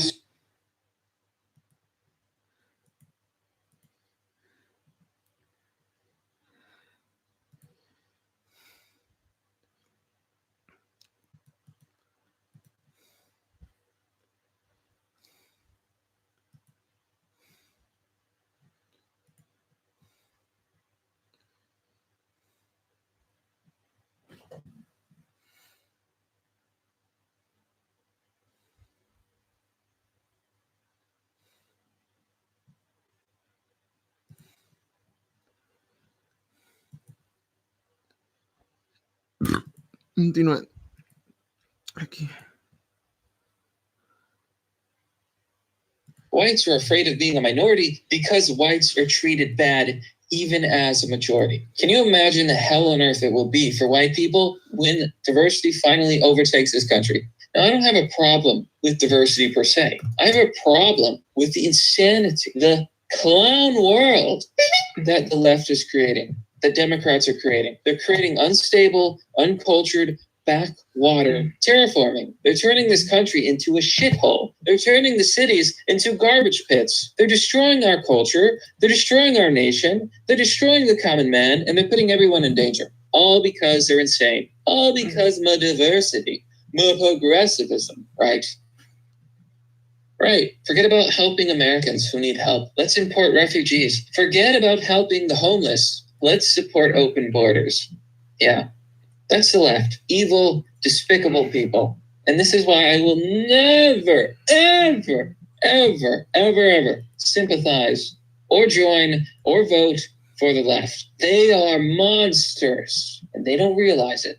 This is also why you need a gun. Sin says, this is why I have a concealed carry permit and will never give up my personal firearm. Anyone who commits a crime is a criminal. It has nothing to do with skin color. It has everything to do with crime. James Burr says, the new immigrants are just wonderful. I got a question. If there was 10 white men stomping the guts out of a black man, do you think it would make the news? It would be 24/7 nonstop at MSM News. Yeah, that's true. APC says, and not one report from the MSM. Disgusting. Because it doesn't fit their narrative. It doesn't fit their narrative, which isn't to tell the truth, which is to lie. I'm so fucking sick of this. I'm so sick. I'm sick of it. Sick of it. I'm sure I'm not the only one. Sick of crime. I'm sick of leftists. I'm sick of their cult. I'm sick of them celebrating the demographic changes in this country like it's a good thing, like it'll have no consequences. I'm so tired of it. I'm so tired of the fence sitters and the centrists and the leftists and these morons. I'm just sick of it. I'm done. I'm done. No one is allowed to tell the truth. And even me, who tries to tell the truth, is probably going to be silenced because I dared to tell the truth, because I dared to show people the reality that was. That's the world we're living in. And I'm going to have to censor parts of this video. I'm going to have to take out parts of this video so that I'm not silenced, so that people can at least be led to the truth themselves. But you know what? I'm done. I'm done with this video. Take it as you will.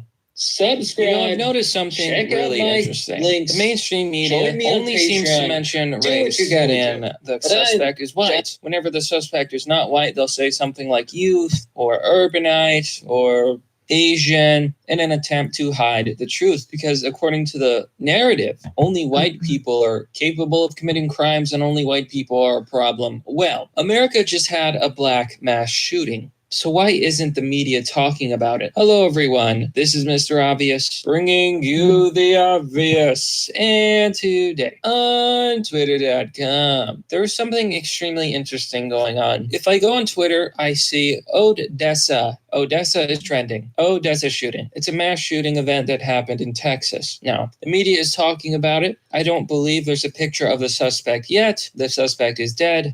Feminist Next Door says, the shooter was a white male in his mid-30s, said the Odessa police chief, to the surprise of no one. So this lady is pushing the idea that the shooter was white, and that all shooters are white, and that must be the case.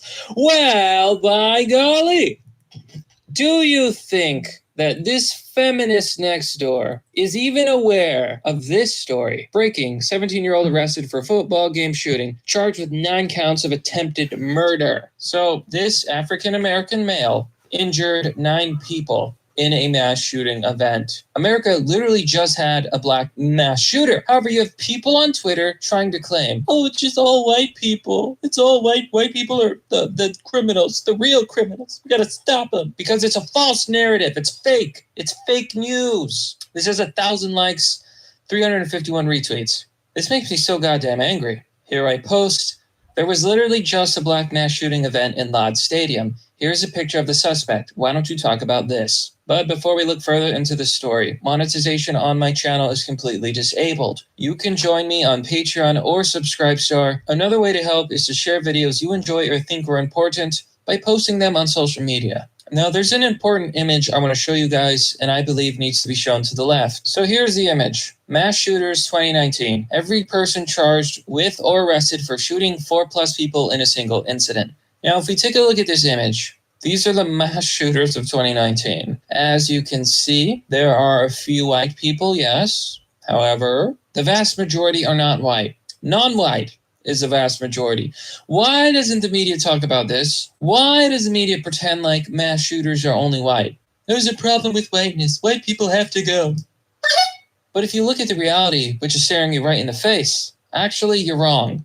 Most shooters, most mass shooters, that is, shooting 4 or more people in a single incident, are not white. And here, this is the most telling point. Everyone is only talking about Odessa, but we just had a mass shooting at Lod Stadium. Why is no one talking about Lod Stadium? Why are they hiding the truth? It's simple. The mainstream media are run by leftists, Democrats, and ultimately cultural Marxists who want to destroy America and push a certain narrative.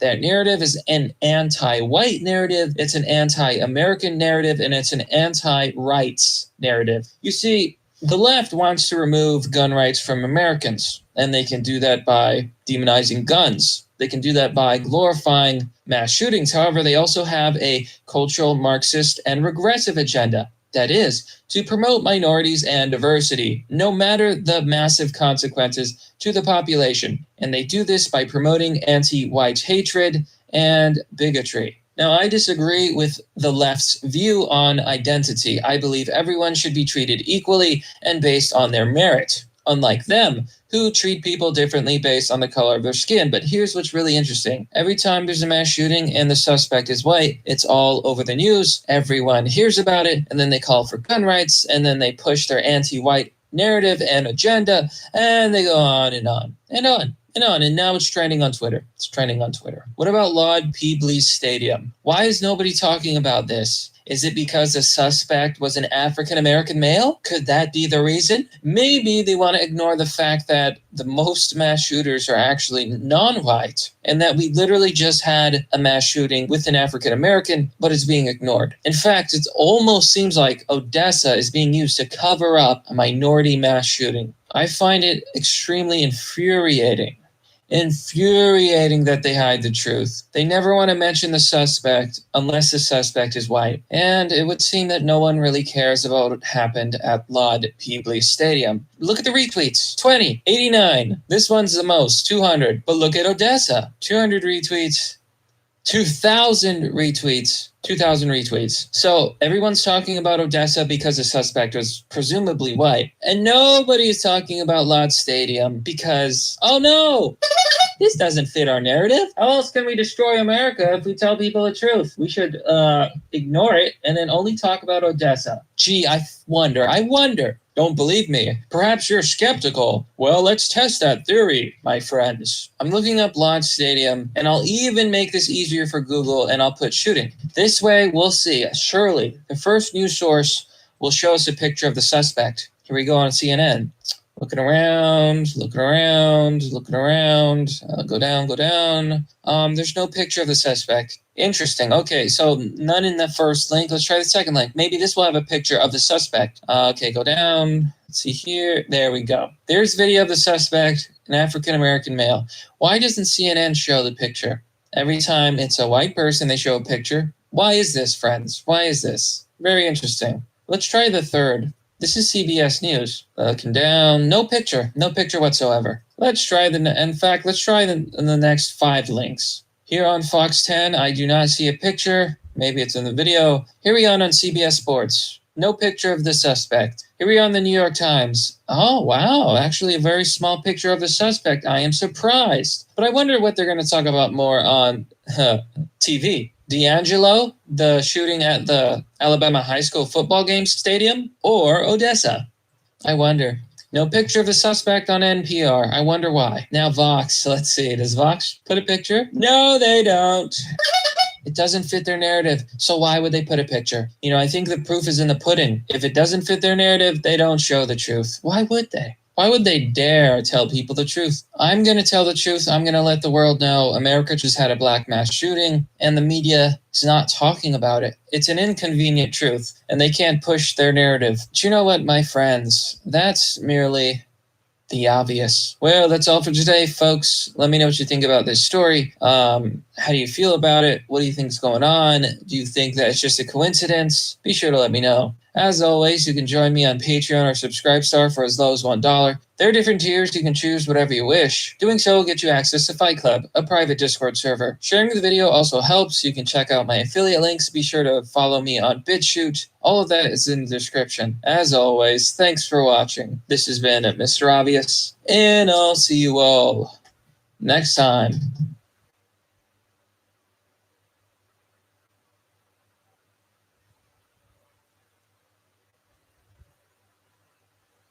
So I woke up today and I got on my computer and I decided to look at the stories while listening to my favorite videos. Now, as you can imagine, I did not expect to see this. Me Too has finally killed a man. You know, this is a serious topic. I don't feel very whimsical today. So I'm just going to get right into it. Zoe Quinn made false allegations against Mr. Alec Holowka.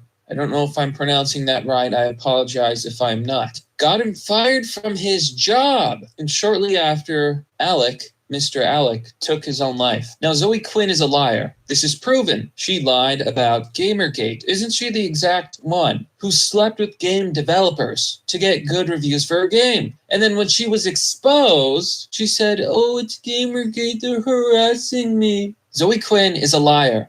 She's a liar and a con artist. She's not a real games dev. Her work sucks, which is why she had to sleep with people to get good reviews. She is unethical. She is a liar, and she is not nearly attractive enough to be Me Too'd. Now, Me Too has claimed many innocent victims with false allegations, but this is the first man to be killed. I'm going to read this tweet, and I'm going to read the text involved, and then we're going to look into the story of how Zoe Quinn killed a man and has blood on her hands. Despicable. So despicable, I'm having trouble finding the words to truly describe what a monster she is. What a piece of garbage she is. What her lies have finally wrought.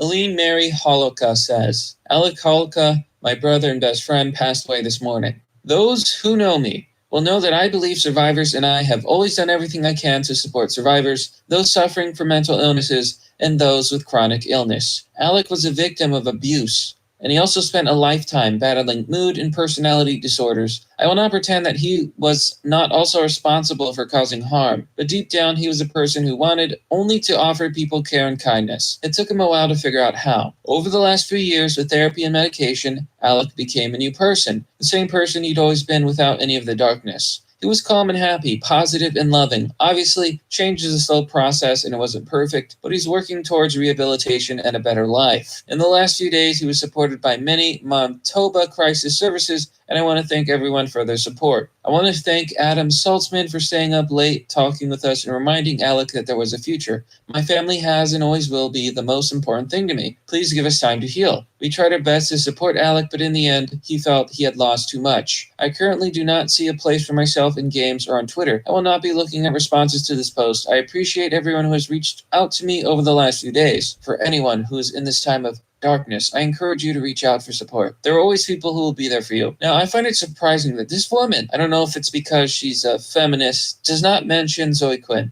and what she did and how she lied and how she caused this man's death. Not only got him fired, not only got him harassed, led him to his death. Zoe Quinn is guilty. We already have assholes in the replies talking shit. However, most people are reacting rationally. JR says, Zoe Quinn needs to face some kind of criminal charges for this. It's driving someone to suicide. Not only that, they're 100% false allegations. Zoe Quinn is a liar. She always has been. Matter of fact says, my heartfelt condolences. This is what happens because the outraged crowd doesn't care about the effects of their harassment.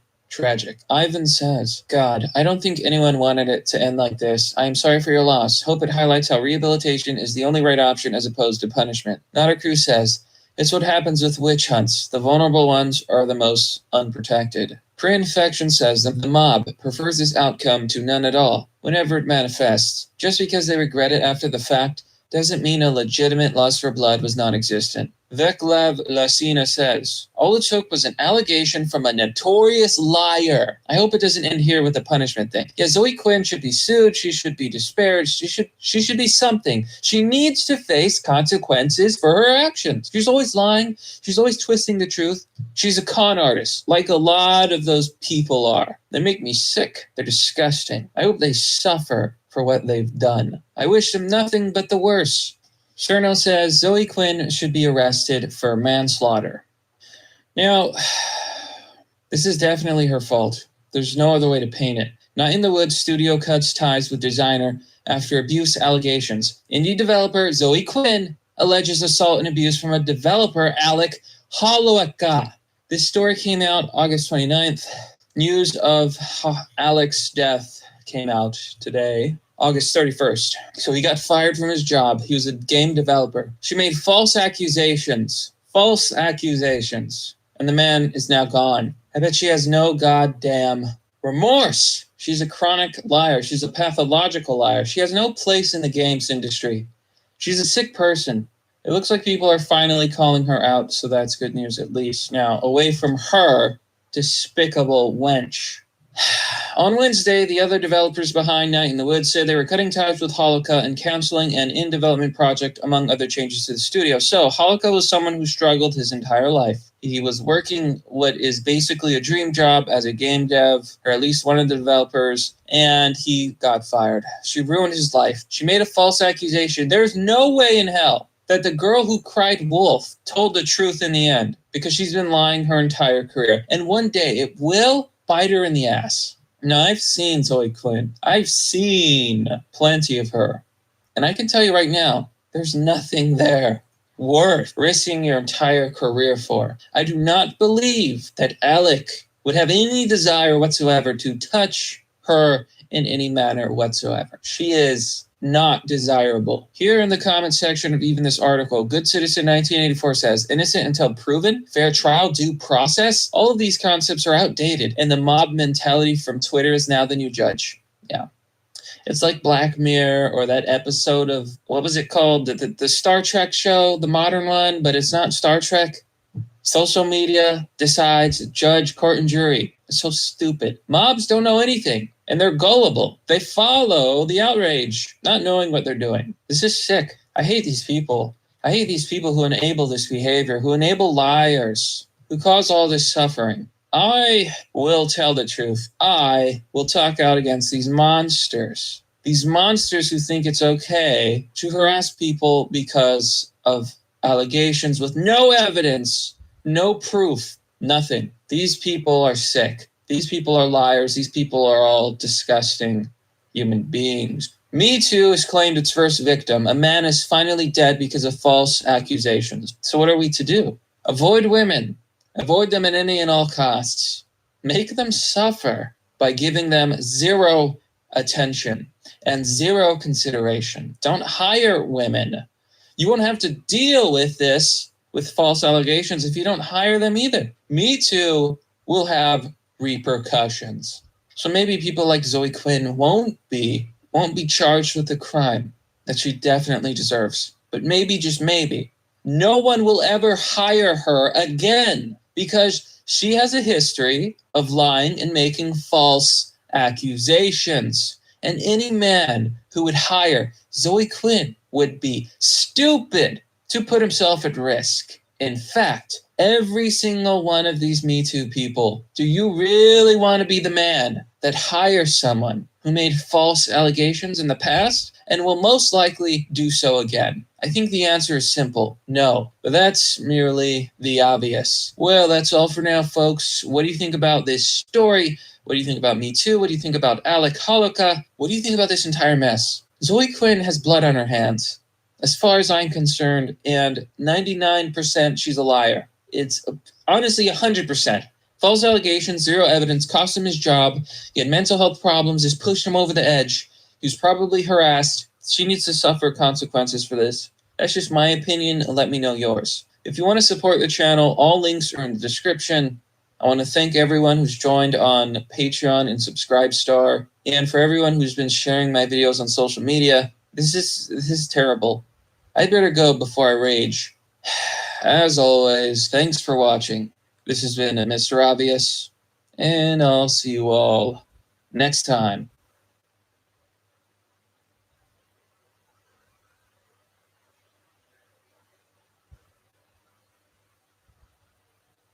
People are raging over the straight pride parades. Protesters are trying to shut it down. Hello, nice. Hello, everyone. This is Mr. Obvious, bringing you the obvious. And today on TMZ.com, we have some better-minded news, something funny we can laugh at, and, of course, something to show the absurdity of the world we live in that seems to be run by clowns.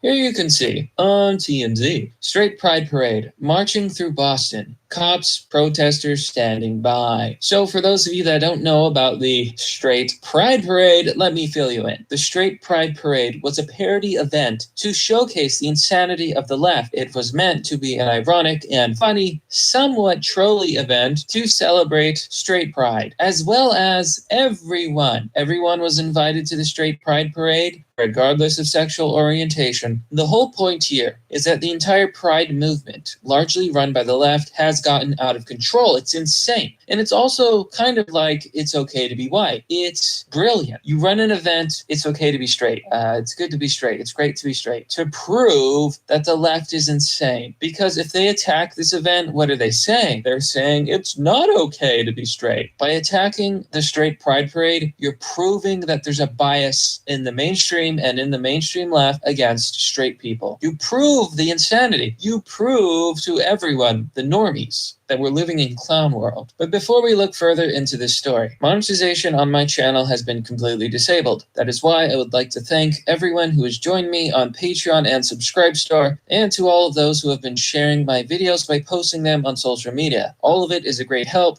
and as always, I want to thank you. So here we go. Here in this sign, you can see it's great to be straight. It has a pink side and it has a blue side. It has a lion and a lioness. Special Boston event. And this took place today. It's finally started. After months of debate, controversy, and a threatened Brad Pitt lawsuit, the so-called straight pride parade is underway in Boston. So I do believe that the Brad Pitt threatened to sue the straight pride parade because, he's a leftist, like most people in Hollywood. Isn't it funny that the mainstream is leftist? And isn't it funny that it's well known that usually the mainstream is usually what's evil and corrupt? So if the leftism is the most popular in mainstream society, what does that say about where the corruption is? I wonder. The parade organizers, a group called Super Happy Fun America, claim straight people are an oppressed majority and believe the day will come when straights will finally be included as equals among all other orientations. Now here's a problem with leftism, why it's regressive, why it's Marxist, why it's stupid. They're all about propping up minorities, but they go further than that. They don't believe in equal opportunity. They believe in supreme opportunity. They believe in special privileges for minorities. They believe that minorities should have more rights than the majority. It's a form of tyranny to be ruled by the few. This is an ironic, funny statement. Straights are now seen as lesser for some reason, even though you need them to exist and it's vital to society, and any sane person would tell you as much. Those kinds of statements made many think the whole parade was just a troll and not something that would really happen. But there are several hundred people lining the same route of the Boston Pride's parade back in June. The Grand Marshal is, ironically, the openly gay but extremely conservative Milo Yiannopoulos. Counter-protesters have assembled in Boston in response to the straight pride parade. And we've got music, y'all. So these people hate straight people. They're protesting against straights They literally just proved the straight pride parade's point. Straights are an oppressed majority. You proved it by protesting this peaceful, all-inclusive event. Great job, jackass. Protesters are on hand as well, but they don't appear to be confrontational. Hell, they brought musical instruments. Still, police are out in the force, just in case tensions rise and anything goes down. So there's a picture of police walking around in yellow vests. Trust me, my friends, this is a little-known secret. Carry around a hard hat, a yellow vest, and a clipboard, and you can gain access to anywhere. People will assume you're just some authority figure and you're where you're supposed to be. Human perception is fickle. You'll recall, earlier this year, the parade's organizers used Brad Pitt's face on promotional materials, calling him straight America's mascot. But as TMZ first reported, Brad wasn't down. He threatened to sue if Happy Fun Time America didn't cease and desist. They did. Wow, Brad, you missed your opportunity. Don't want to be seen as a straight supporter in Hollywood now, would ya? Bob Barker says, if liberals got their way, in 50 years, everyone will be gay or trans that have test tube babies. Hashtag truth. Yeah, see, liberals are all about freedom for their people, but no freedom for the majority. No freedom for you. Truth Speaker says, I think it's great. Why not? Straight people have just as much a right as the gay people to celebrate their sexuality. Love it. Exactly. That's the whole point of this. Kiana, Casey, Danielle says, I'm fine with the straight pride parade, but this one is a troll parade. Clayton Bigsby says, then you're not fine with the straight pride parade. Liberals always pretend to be all-inclusive, but only when it suits their agenda. Spike says, the small minority groups demanding tolerance seem to be the most intolerant ones of all. Truth Bullhorn says, liberals forbid having pride for 3 things: being white, being straight, being Republican. Middle finger, US, US, US. Pretty much true. And this is the funniest thing. Goat says, we don't forbid it, just keep it to yourself. Kiana Casey says, that sounds like the same argument homophobes use. Well, that's kind of the point. Wow, the irony flew right over your head. Jen X-Man says, another perfect example of what's okay for me to do isn't okay for you to do. The protesters are the only ones making this march important. In reality, it's just a bunch of people walking down the street. Big freaking deal. It doesn't symbolize jack. Now, let's take a look on Twitter to see, and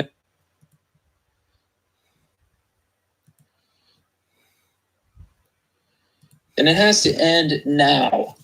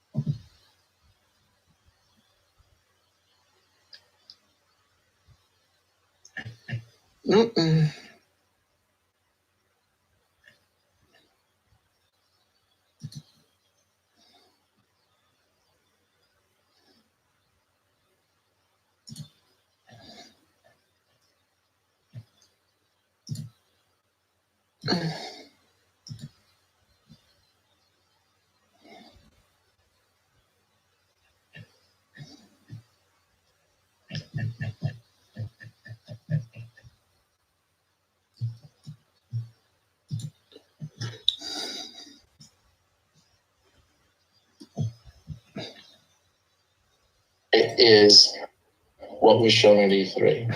And I've got no volume, so you're just going to see them play side by side and kind of go on. The side on the left was kind of to show you, the purpose of that video was to show you kind of how the world looks, immerse you in like a day in Shamu, where the trailer on the right was pretty much showing you a little bit more story driven. But in itself, the details and the lighting engine, as you can see right there on the left side, is just completely immersive and intense. And it shows that they've been putting in the work with every minute that they've got. Whereas on the right side, what you've got is an intense amount of work. Now, that was shown in E3 was a huge upgrade compared to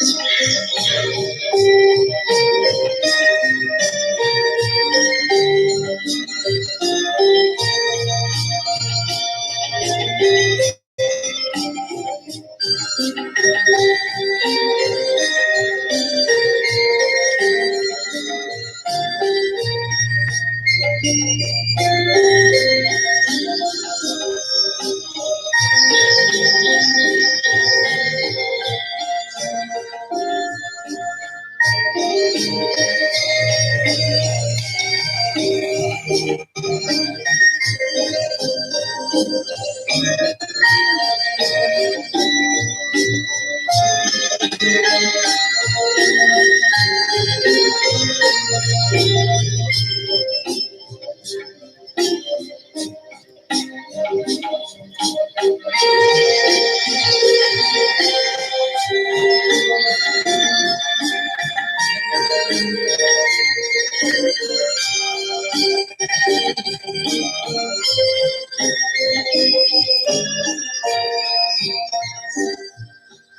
overpay for Apple. WikiBuy can save you money. Get free automatically applied to your shopping cart. Download WikiBuy.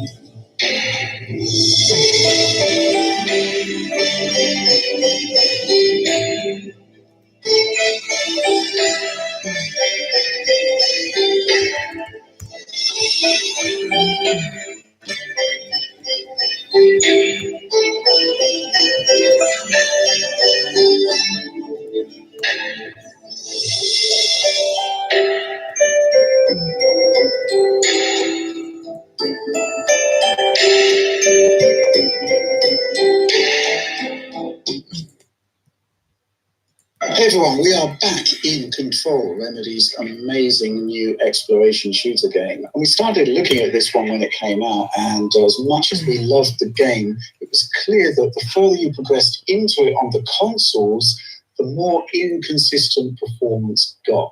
To the point where, well, some of the performance figures that we were pulling up here were just almost borderline unplayable in those areas. And the man who actually did that analysis, John Linneman, joins me to discuss the new patch. Yes, hi Rich. You've been spearheading these operations to test this bad boy out and get your head around the game. I think, between us, we have a pretty good idea of how things have changed in the world of Control. Yeah, definitely. I think it's actually been a really worthwhile exercise because I haven't played the game at all before the patch came out. So you had the day one experience. That's right. And I've got the experience of playing the game with the September patch in place. So yeah, very different perceptions, I think, of how well the game sort of holds up. Your internet's very dodgy at the moment, so I don't think you've been able to experience the new version. Is that right? Yeah, the internet is currently down at home, and I'm relying on LTE for my phone, which, sometimes that's what you have to do. So I haven't checked out the new patch, but I guess the first thing we should probably do is just sort of refresh people on how it was. Yeah.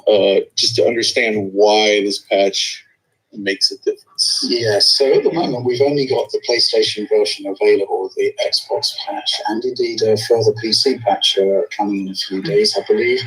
But I'd say that there's some interesting developments that really do improve the game to the point where, yes, let's go back to your original analysis and look at each of the versions in turn. Top of the pile, Xbox One X, which, not really that surprising, had the highest resolution, had the highest frame rate, highest sustained frame rate, the fewest drops. So this was the version that was in pole position. We can't test the patch version of that. And I guess on the base console side of things, Xbox One S actually outscores the base PlayStation 4, lower resolution but better sustained performance. Yeah. Why don't you pick up the story of the PlayStation versions there? Yeah, so the PS4 Pro version was also already pretty good overall. And yeah, it does run at a lower resolution than Xbox One X, but there were scenes that I tested where even on the Pro, there was some pretty serious drops in performance. especially that atrium scene. We were getting some low 20s, I guess, and maybe even a little bit lower than that. But either way, it was pretty severe. Hurt the playability of the game, and yeah, not great. But it was the base PS4 that was most surprising, and that we got dips all the way down to around 10 frames per second at points. The whole thing basically reached the point where I would consider those certain battles to be unplayable. And even just during normal combat and traversal, you're still getting drops. And of course, on all versions, pulling up the map also kind of dips the frame rate a little bit. Like, it just wasn't consistent, especially on the base PS4. And some people have wondered about this, and I do have to wonder if the fact that they spent so much time working on Xbox One for Quantum Break, if that has had some sort of impact on development in a way that, the Xbox base version turned out a little better than they might have expected in that sense. Not that it ran well anyways, but Yeah, I mean, well, I can talk about my experiences with the game on both PlayStation units, where I basically played through the first 3 chapters to replicate your trouble spots to see what was going on there. Going back to your initial video, I was shocked at how bad it was, because I think the takeaway here is that, especially on the PS4 Pro, control is massively improved in those problem areas. And to be fair, before we went live with our video, you actually contacted Remedy, and just to give them a heads up, it was a couple of days before we went live with our content, I believe. Yep. Just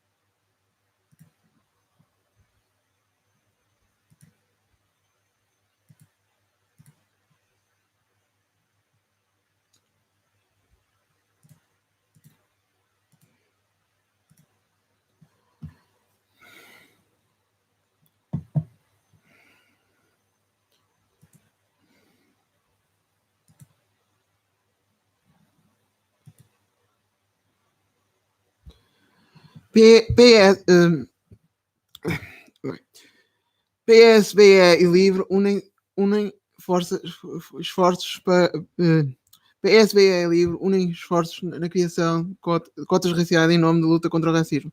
Nunca vi coisa mais racista do que esta.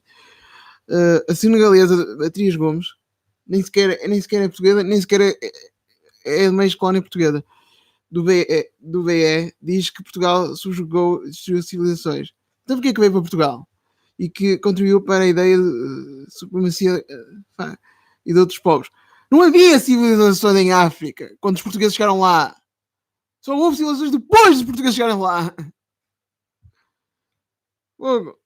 Não havia civilizações. Eu vou deixar-vos com este vídeo e já venho. Todo o facto de Portugal ter tido um projeto colonial, ter ocupado territórios nos países africanos, ter subjugado civilizações, ter destruído civilizações, tudo isso contribuiu para criar uma ideia de supremacia, portanto, criar uma superioridade europeia branca face aos outros povos e civilizações. E essa ideia de supremacia permanece. Todo o facto de Portugal ter tido um projeto colonial, ter ocupado territórios nos países africanos, ter subjugado civilizações, ter destruído civilizações, tudo isso contribuiu para criar uma ideia de supremacia, portanto, criar uma superioridade europeia branca face aos outros povos e civilizações. E essa ideia de supremacia permanece.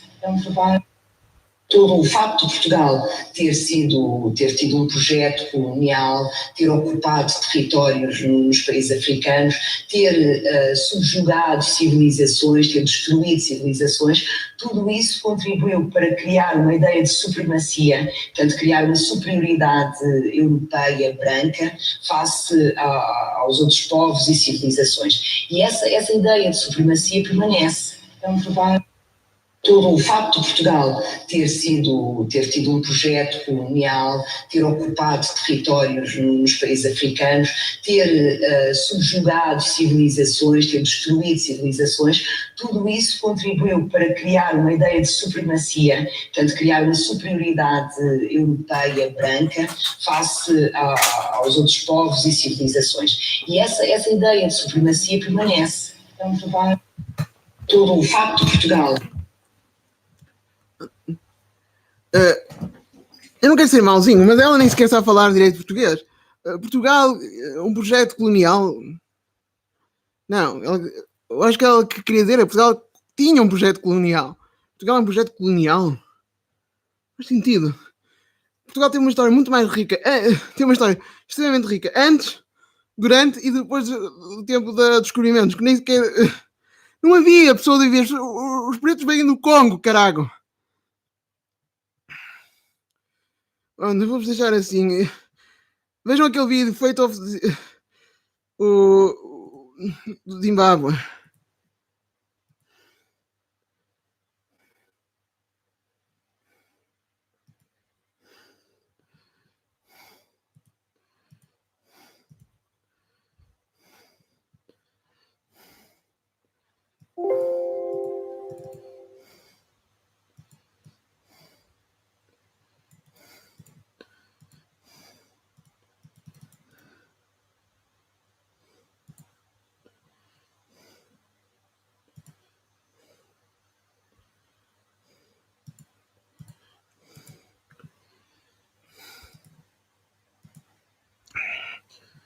Continuando.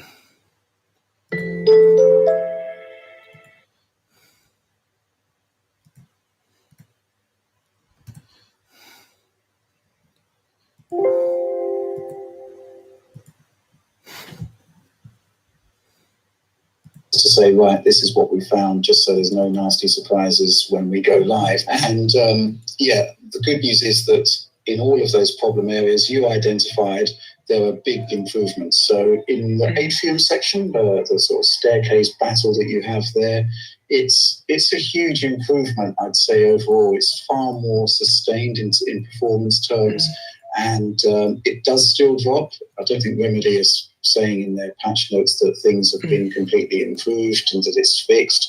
I've just said that there are performance improvements, and I would say that this is not too bad now. There are still areas where it can really drop hard, down to 20 frames per second.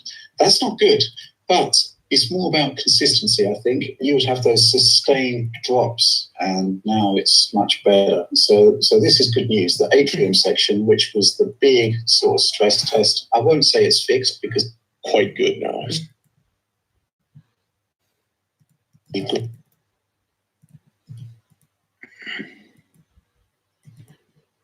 Oh, what do we have here? Another instance of the tolerant left. You know, all those dudes with the rainbow hats and the rainbow shirts telling everybody how much they love everyone. Well, here they are.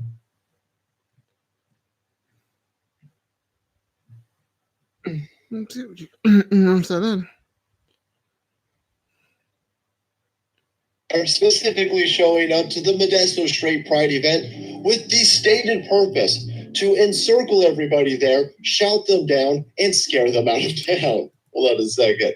I'm hyper confused. Are you telling me that all of those people with the rainbow shoes on are the baddies? Well, looks like it. Take a look at this. Counter-protesters far outnumber bigots at Modesto's Straight Pride event. That's right. If you don't agree with the left, if you're not a lefty Kool-Aid drinking lunatic cult member, well, then of course you're a bigot. These people only deal in absolutes. But let's take a look at what this article has to say. Despite being denied a permit for a planned parade, a Modesto, quote, Straight Pride event on Saturday likely drew about as many supporters as it was ever going to. Quote, a few dozen people gathered in a barn, according to the Modesto Bee. Meanwhile, hundreds showed up for the counter-protests and shouting matches. Well, that's interesting. It certainly looks like we got another case of somebody who went to the Democrat School of Counter-Peoples, because from every video I've seen of this event, and from the picture at the top of this own article, it looks like the anti-straight people also numbered in the dozens.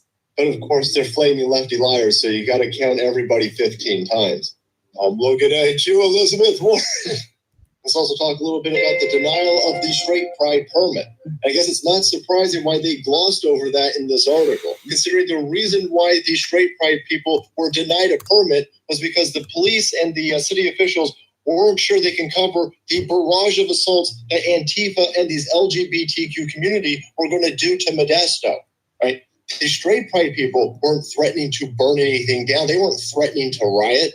They wanted to hold a straight pride event and walk down the street. These unhinged lefty lunatics, on the other hand, promised chaos. So the city denied the straight pride event their permit on the fears of the rioting from the tolerant left.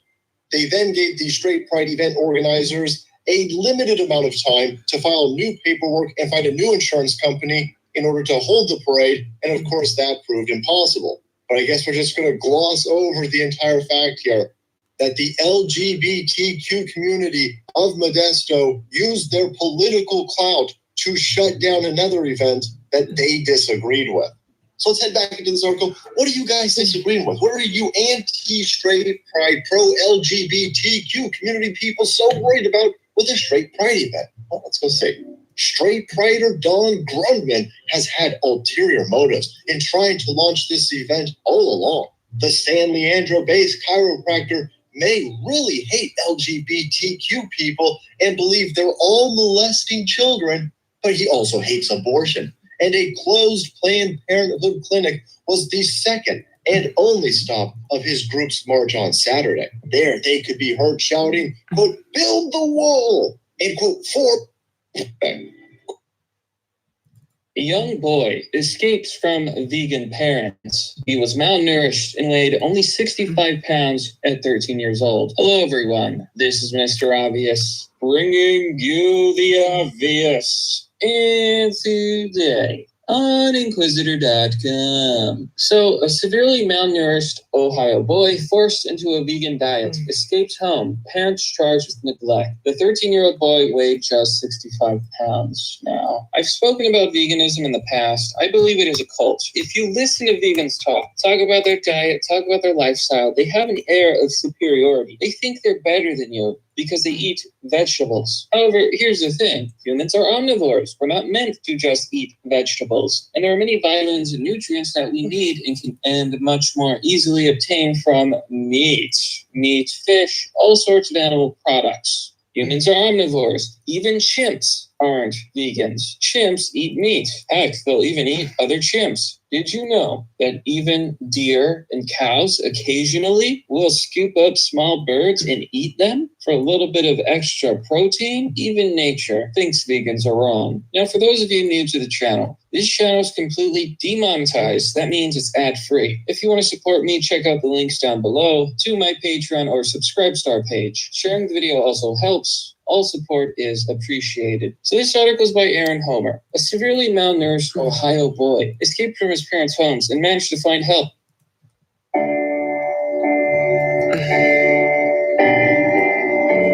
Eu vou comparecer aonde, nem que seja de cadeira de roda, de maca, eu vou comparecer. Eu quero falar sobre a Amazônia.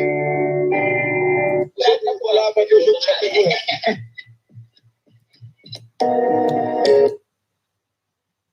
Foi uma cirurgia complexa, durou cerca de 2 horas. Na artéria mesentérica, que leva sangue aos órgãos do sistema digestivo.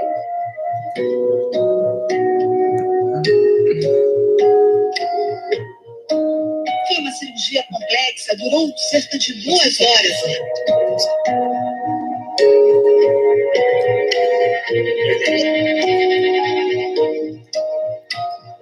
Em uma das 3 perfurações do intestino delgado, uma pequena abertura foi formada, o que provocou uma inflamação.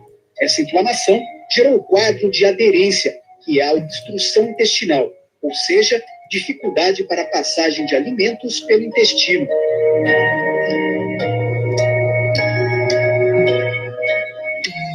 E segundo os médicos, foi um sucesso.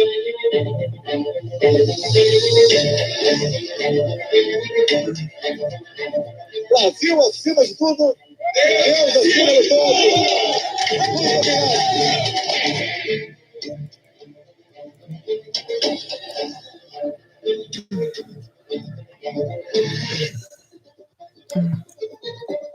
Quando os inimigos da pátria, da ordem e da liberdade tentaram pôr fim à minha vida, milhões de brasileiros foram às ruas.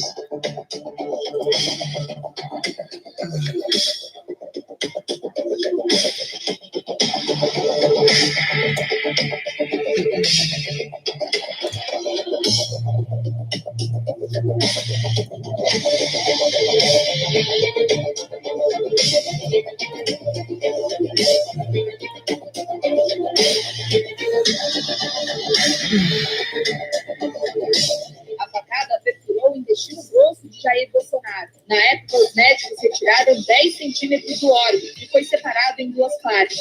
Uma delas foi ligada a uma bolsa de colostomia para coletar as fezes. Nesta nova operação, a bolsa foi retirada. Os cirurgiões fizeram uma nova incisão e ligaram o intestino grosso diretamente ao intestino delgado.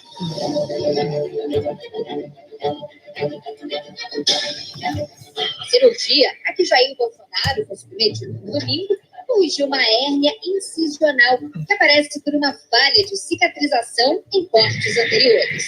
Tecido gorduroso ou vísceras, como alças do intestino, médicos optaram por colocar.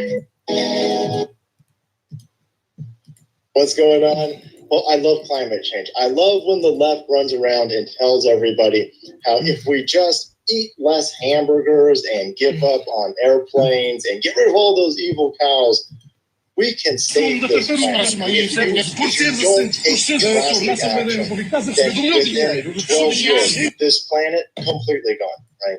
This is what AOC is telling everybody. She's now running around telling everybody that she didn't really mean it. It's a joke, but she's telling people still that the planet is about to explode because of climate change. This is what Bill Nye is telling everybody. This is the Democratic platform. If you've seen any of their debates lately, this is all they whine and bitch about. Climate change. Oh, we're going to climate change. That evil Donald Trump is going to kill the planet with his anti-climate change rhetoric and policies. Now, a lot of this rhetoric is coming from California, mind you. I am in California. I am knee-deep in liberal Kool-Aid over here. And it's funny that my state, my representatives, my senators, my governors, mayors, are all chastising the rest of the country about climate. Right? You assholes are ruining the climate. Meanwhile, in all of our cities, Oakland, San Francisco, LA, Sacramento here, full of fecal matter all over the place. Right? And now it's in our rivers. Take a look at this river at the Sacramento Bee. What diluted sewage looks like. American River in Sacramento, tainted with feces. That's fantastic. Good job, California.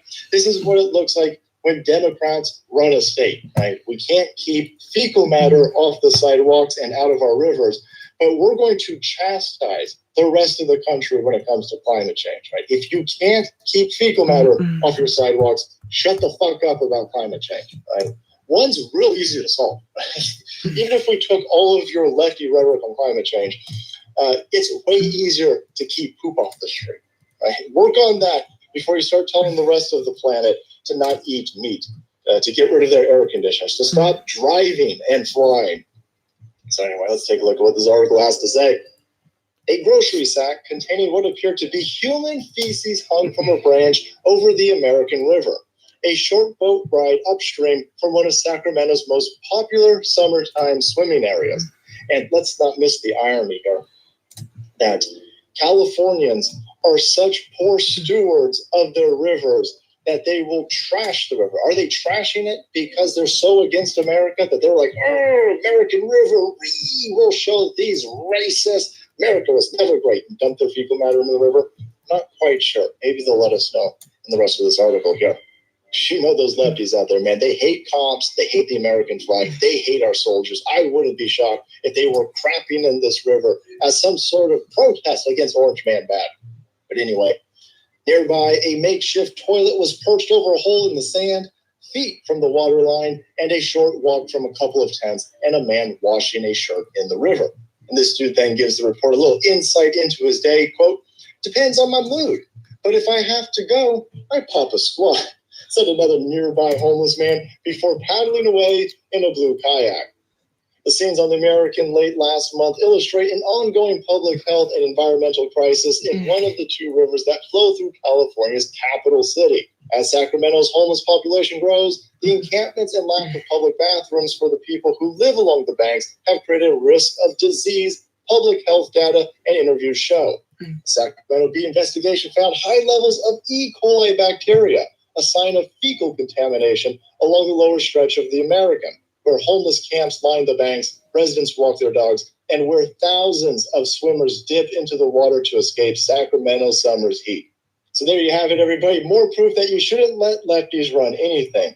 In this state, you can't get a plastic straw. You can't get a plastic bag. They put all of their legislative efforts into banning plastics in this place and then chastising everybody about pollution and climate change. Meanwhile, they can't keep poo off their sidewalks, off their streets, and apparently can't keep it out of their rivers. All right, guys, thanks so much for watching the video, supporting the channel. If you're interested in more content covering this culture war, make sure you hit that subscribe button. All right, guys, take care. Bye.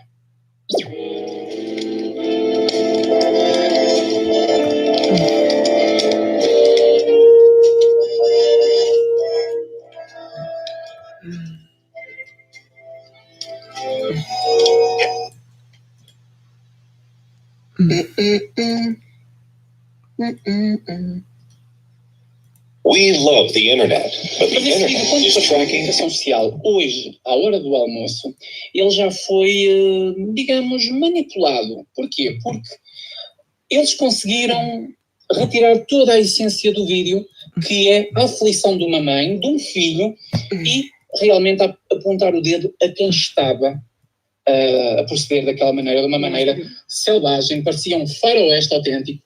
E quem não soubesse o local pensava que isto era, sei lá, nos Estados Unidos, no Brasil, quem sabe num país qualquer africano, com índices de violência altíssimos. Mas não. A situação aconteceu em Portugal, num bairro, não sei se é um bairro social ou não, mas sei que é uma zona de família, e aconteceu que foram disparados mais de 50 tiros de caçadeira, de um lado para o outro, ajuste de contas, entre ciganos. Essa informação foi bastante maquilhada pela comunicação social, e não se passa nada, e pronto, está tudo bem, e siga a Marinha, e eu é que ainda tenho que pedir desculpa. Mas antes de continuar o vídeo, vou passar o vídeo amador que essa pessoa gravou, e vejam a aflição que realmente foi naquele momento.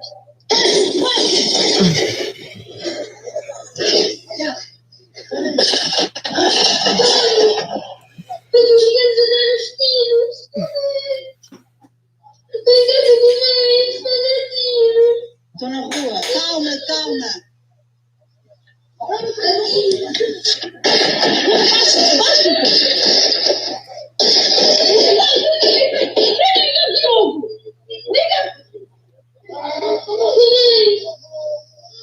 Sim.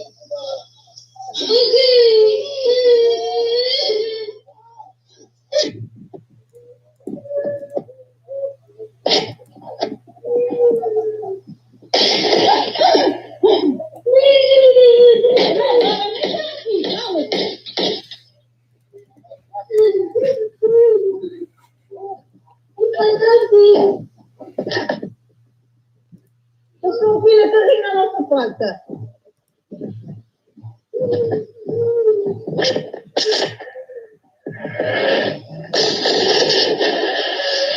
Não, estou com mãos. Vocês puderam ver. Nesse vídeo podemos identificar realmente que, ao que parece, está uma mãe e um filho bastante nervosos e com medo do que estava a acontecer.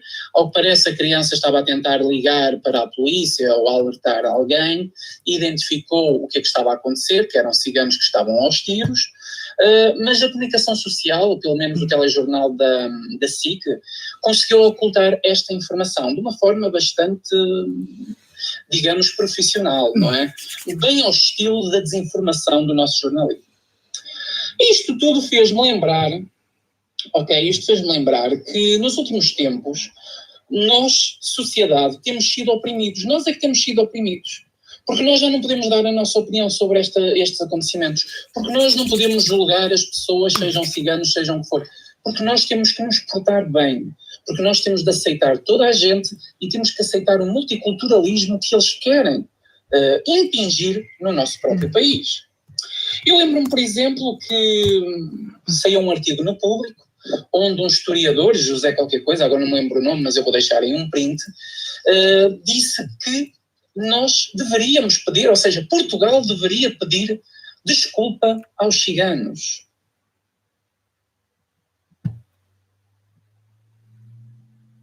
E também me lembro que uma deputada do PAN, penso eu que era do PAN, se não estou enganado, eu também vou deixar aqui um print na tela, uma deputada do PAN, ela própria pediu desculpa aos ciganos.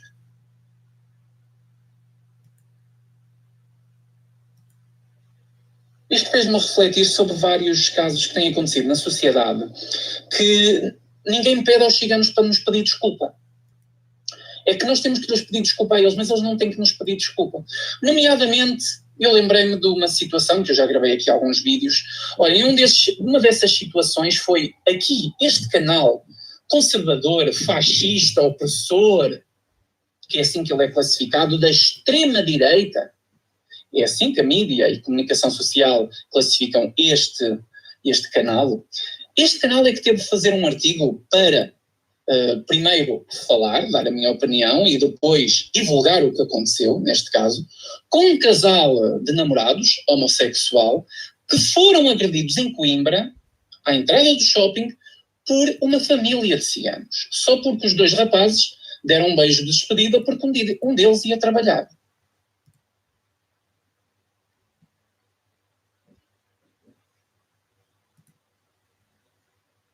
A comunicação social não falou nada disto.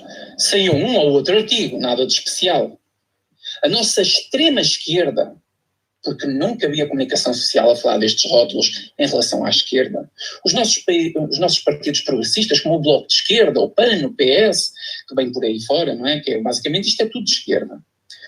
Nenhum deles foi defender este casal de rapazes, que um deles até foi parar ao hospital. Porquê? Porque o Bloco de Esquerda ficou um bocado, afinal eu vou defender a minoria racial, neste caso dos ciganos, ou vou defender a minoria sexual, no caso do casal homossexual. Pois é, o Bloco de Esquerda nessa situação teve um ABC completo e preferiu ficar em silêncio. Foi aqui o canal Talcabote em Português que fez um vídeo a divulgar isso e a falar dessa situação. Também me lembro de uma situação que aconteceu no Lidl de Famalicão, salvo erro. Eu também fiz aqui um vídeo onde nós podemos ver conflitos e uma confusão imensa com vários ciganos e a própria segurança do estabelecimento comercial. Também ninguém veio falar do que realmente aconteceu ali. Porque o que aconteceu ali foi que foi detectado roubos da parte dos ciganos que estavam nesse Lidl, nessa superfície comercial. Simplesmente saiu um artigo na comunicação social. Eu até vou colocar aqui o vídeo dessa situação porque ele é bastante curto.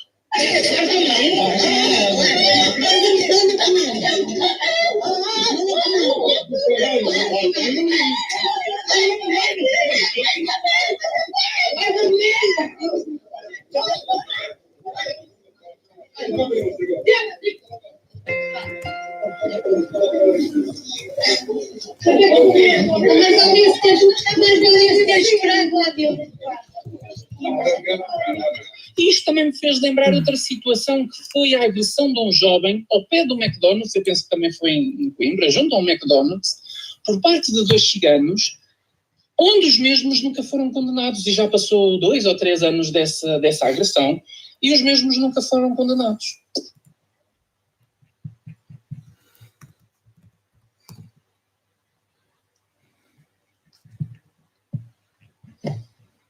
E também não me lembro de ver uma exigência da parte dos ciganos, do próprio governo com a parte dos ciganos, porque eles fazem o que querem, a polícia não pode agir em conformidade senão está a ser racista, eles têm acesso aos subsídios de inserção, que alguns deles precisam, outros não precisam, eles não têm que cumprir as leis comuns que qualquer cidadão tem que cumprir, porque chegam a um terreno qualquer, constroem, não pagam IMI, não querem saber, dão aquele aparato todo de pobreza extrema, e quando exploramos algumas casas ou barracas de ciganos, lá dentro nós conseguimos ver uma luxúria maior do que na nossa própria casa, Isso não é raro acontecer, podem fazer uma pesquisa no Google que vocês vão encontrar casos muito bons. Os carros, nomeadamente típicos dos ciganos, têm sempre um aspecto que, digamos, deplorável. Não vejo nenhum aperto com essas situações. Enfim, nós temos essas minorias a usufruírem e onde a autoridade é muito mais benevolente com essas pessoas do que é com o resto da sociedade, mas eu é que tenho que pedir desculpa. Eles estão aos tiros numa zona residencial onde tem crianças, onde tem pais, onde tem mães, onde tem todo tipo de pessoas. Passa no telejornal como se fosse uma coisa sem importância e está tudo bem. E eu que estou aqui a fazer este vídeo, eu é que vou ser o filho da puta da história. Eu é que sou opressor, eu é que sou racista, eu é que sou xenófobo, eu é que sou da extrema-direita. Mas eles podem fazer o que quiserem, eles podem agredir as pessoas na sociedade que não pagam por isso, podem usufruir dos benefícios do Estado, não têm que cumprir as regras normais da sociedade e as leis que toda a gente está obrigada a cumprir, e nós ainda temos que lhes pedir desculpa, como disse esse historiador e como diz os partidos da esquerda, etc, etc. Ou seja, nós estamos a viver uma inversão de valores que é uma coisa... É irreal mesmo o que está a acontecer neste país. É completamente irreal. Este vídeo não é contra os ciganos. Este vídeo é contra as pessoas que querem usar os ciganos para fazer uma luta de classes. Que saber o que é...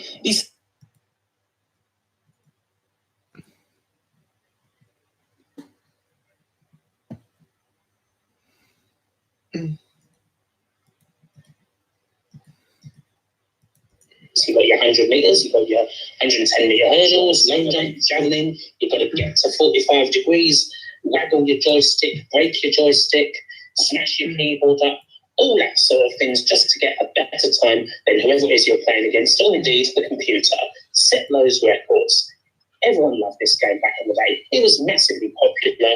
It was one of those games that really put Ocean Software on the map and helped them on their way to becoming the biggest software house in the company. In Europe, one of the biggest in the world by the end of the decade. Good bloody game.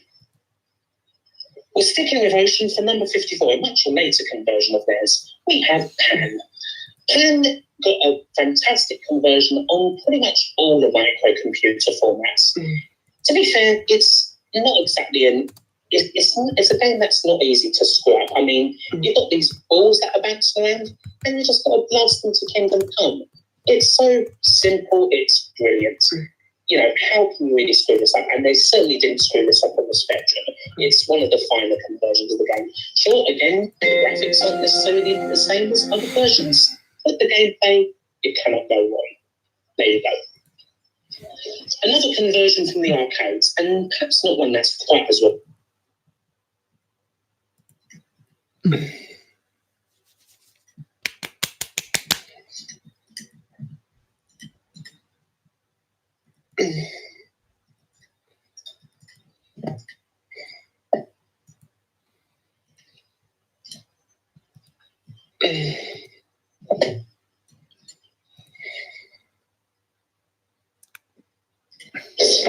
Aqui em Portugal, e é um assunto que está a começar a entrar na fase da polémica.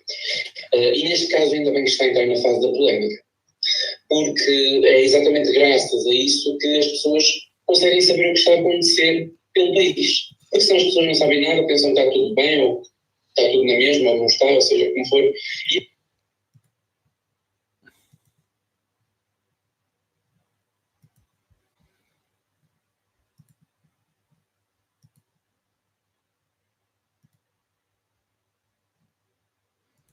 Hello, this is Tony Heller from RealClimateScience.com, setting the record straight about climate. Michael Mann has done some pretty awful science during his career, and he put it on full display today on Twitter. A meteorologist named Eric Fisher made this tweet earlier. Record heat concentrated in the Ohio Valley to southeast today. Fourth straight record high for Atlanta, up to 98 degrees Fahrenheit. Huntsville, Alabama got to 100. So Michael Mann, who has me blocked on Twitter, responded, "Hey, John Christie and Roy Spencer. Hope you're not finding that record century mark heat too uncomfortable down there in Huntsville." John Christie and Roy Spencer head up NASA's satellite temperature program at the University of Alabama in Huntsville. And John Christie is the Alabama state climatologist. Roy Spencer responded to Michael Mann's ridiculous tweet with, "Since we have approximately 100 years of Alabama temperature data that show no warming trend, we know better than to confuse daily weather with climate. John, the Alabama state climatologist, doesn't use Twitter." And Michael Mann responded with this map from Climate Central and said, "Who's confused Roy?" What the map shows is summer temperature trends June, July, August from 1970 to 2013. His map makes it look like the United States is burning up. But why did he Writing's start not his that trend in easy, 1970? but Grammarly can help. That was right near the peak of the Ice Age scare. This article is from the Washington Post, July 9th, 1971. U.S. scientist sees new ice age coming.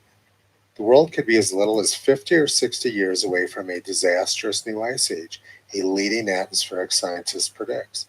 Dr. S.I. Rasool of NASA and Columbia University says that. Obviously, it was very cold around 1970s. That's a terrible time to start a trend. Had Michael Mann chosen to look at the National Climate Assessment rather than some junk science map from Climate Central, he would have seen something completely different. This map shows change in the warmest temperature of the year, 1986 to 2016 average, minus 1901 to 1960 average. You can see that peak temperatures in most of the U.S. and in Alabama have gotten much cooler since 1960. These graphs from the National Climate Assessment show heat waves going back to the year 1900. Heat waves in the United States were much worse prior to 1970 and peaked in the 1930s. So you can see why Michael Mann started his map here, because it's the lowest temperatures of the past century. What Michael Mann is doing is not science. He's showing the exact opposite of the long-term trend. The southeastern U.S. has had much worse heat waves in the past than this year's 4-day event. One of those heat waves occurred in 1925, when the southeastern U.S. was over 100 degrees every day from August 6th to September 25th. During the 1925 heat wave in the southeast, temperatures peaked at 112 degrees at Clarksville, Tennessee on September 7th. This year's 4-day heat wave isn't even in the ballpark of what occurred in 1925. On September 7th, 1925, was 112 degrees in Tennessee, 110 in Mississippi, 109 in Arkansas, 108 in Kentucky, Louisiana, South Carolina, and Texas, 106 in Alabama, Illinois, and Oklahoma, 105 in Arizona, Georgia, Kansas, and North Carolina, 103 in Indiana, 101 in New Mexico, and 100 in California. Once again, the heat wave of this year isn't even in the ballpark of what occurred in 1925, when atmospheric carbon dioxide levels were very low. Alabama has recorded temperatures over 100 degrees on September 14, 8 times since the year 1900. This occurred in 1908, 1910, 1911, 1915, 1921, 1925, 1927, and 1954. Today is the first time in 65 years. Michael Mann demonstrates little competence in climate science, and he's a key player in the EPA's CO2 endangerment finding. And the EPA's CO2 endangerment finding is the key legal basis behind shutting down the U.S. energy industry. If Michael Mann went unblock me on Twitter, he might learn something. But this kind of incompetence can't be allowed to hurt future generations of Americans. We all need to demand that Congress and the White House force a revisitation of the EPA's CO2 endangerment finding. It's a huge threat to all of us. Visit Toto on the web.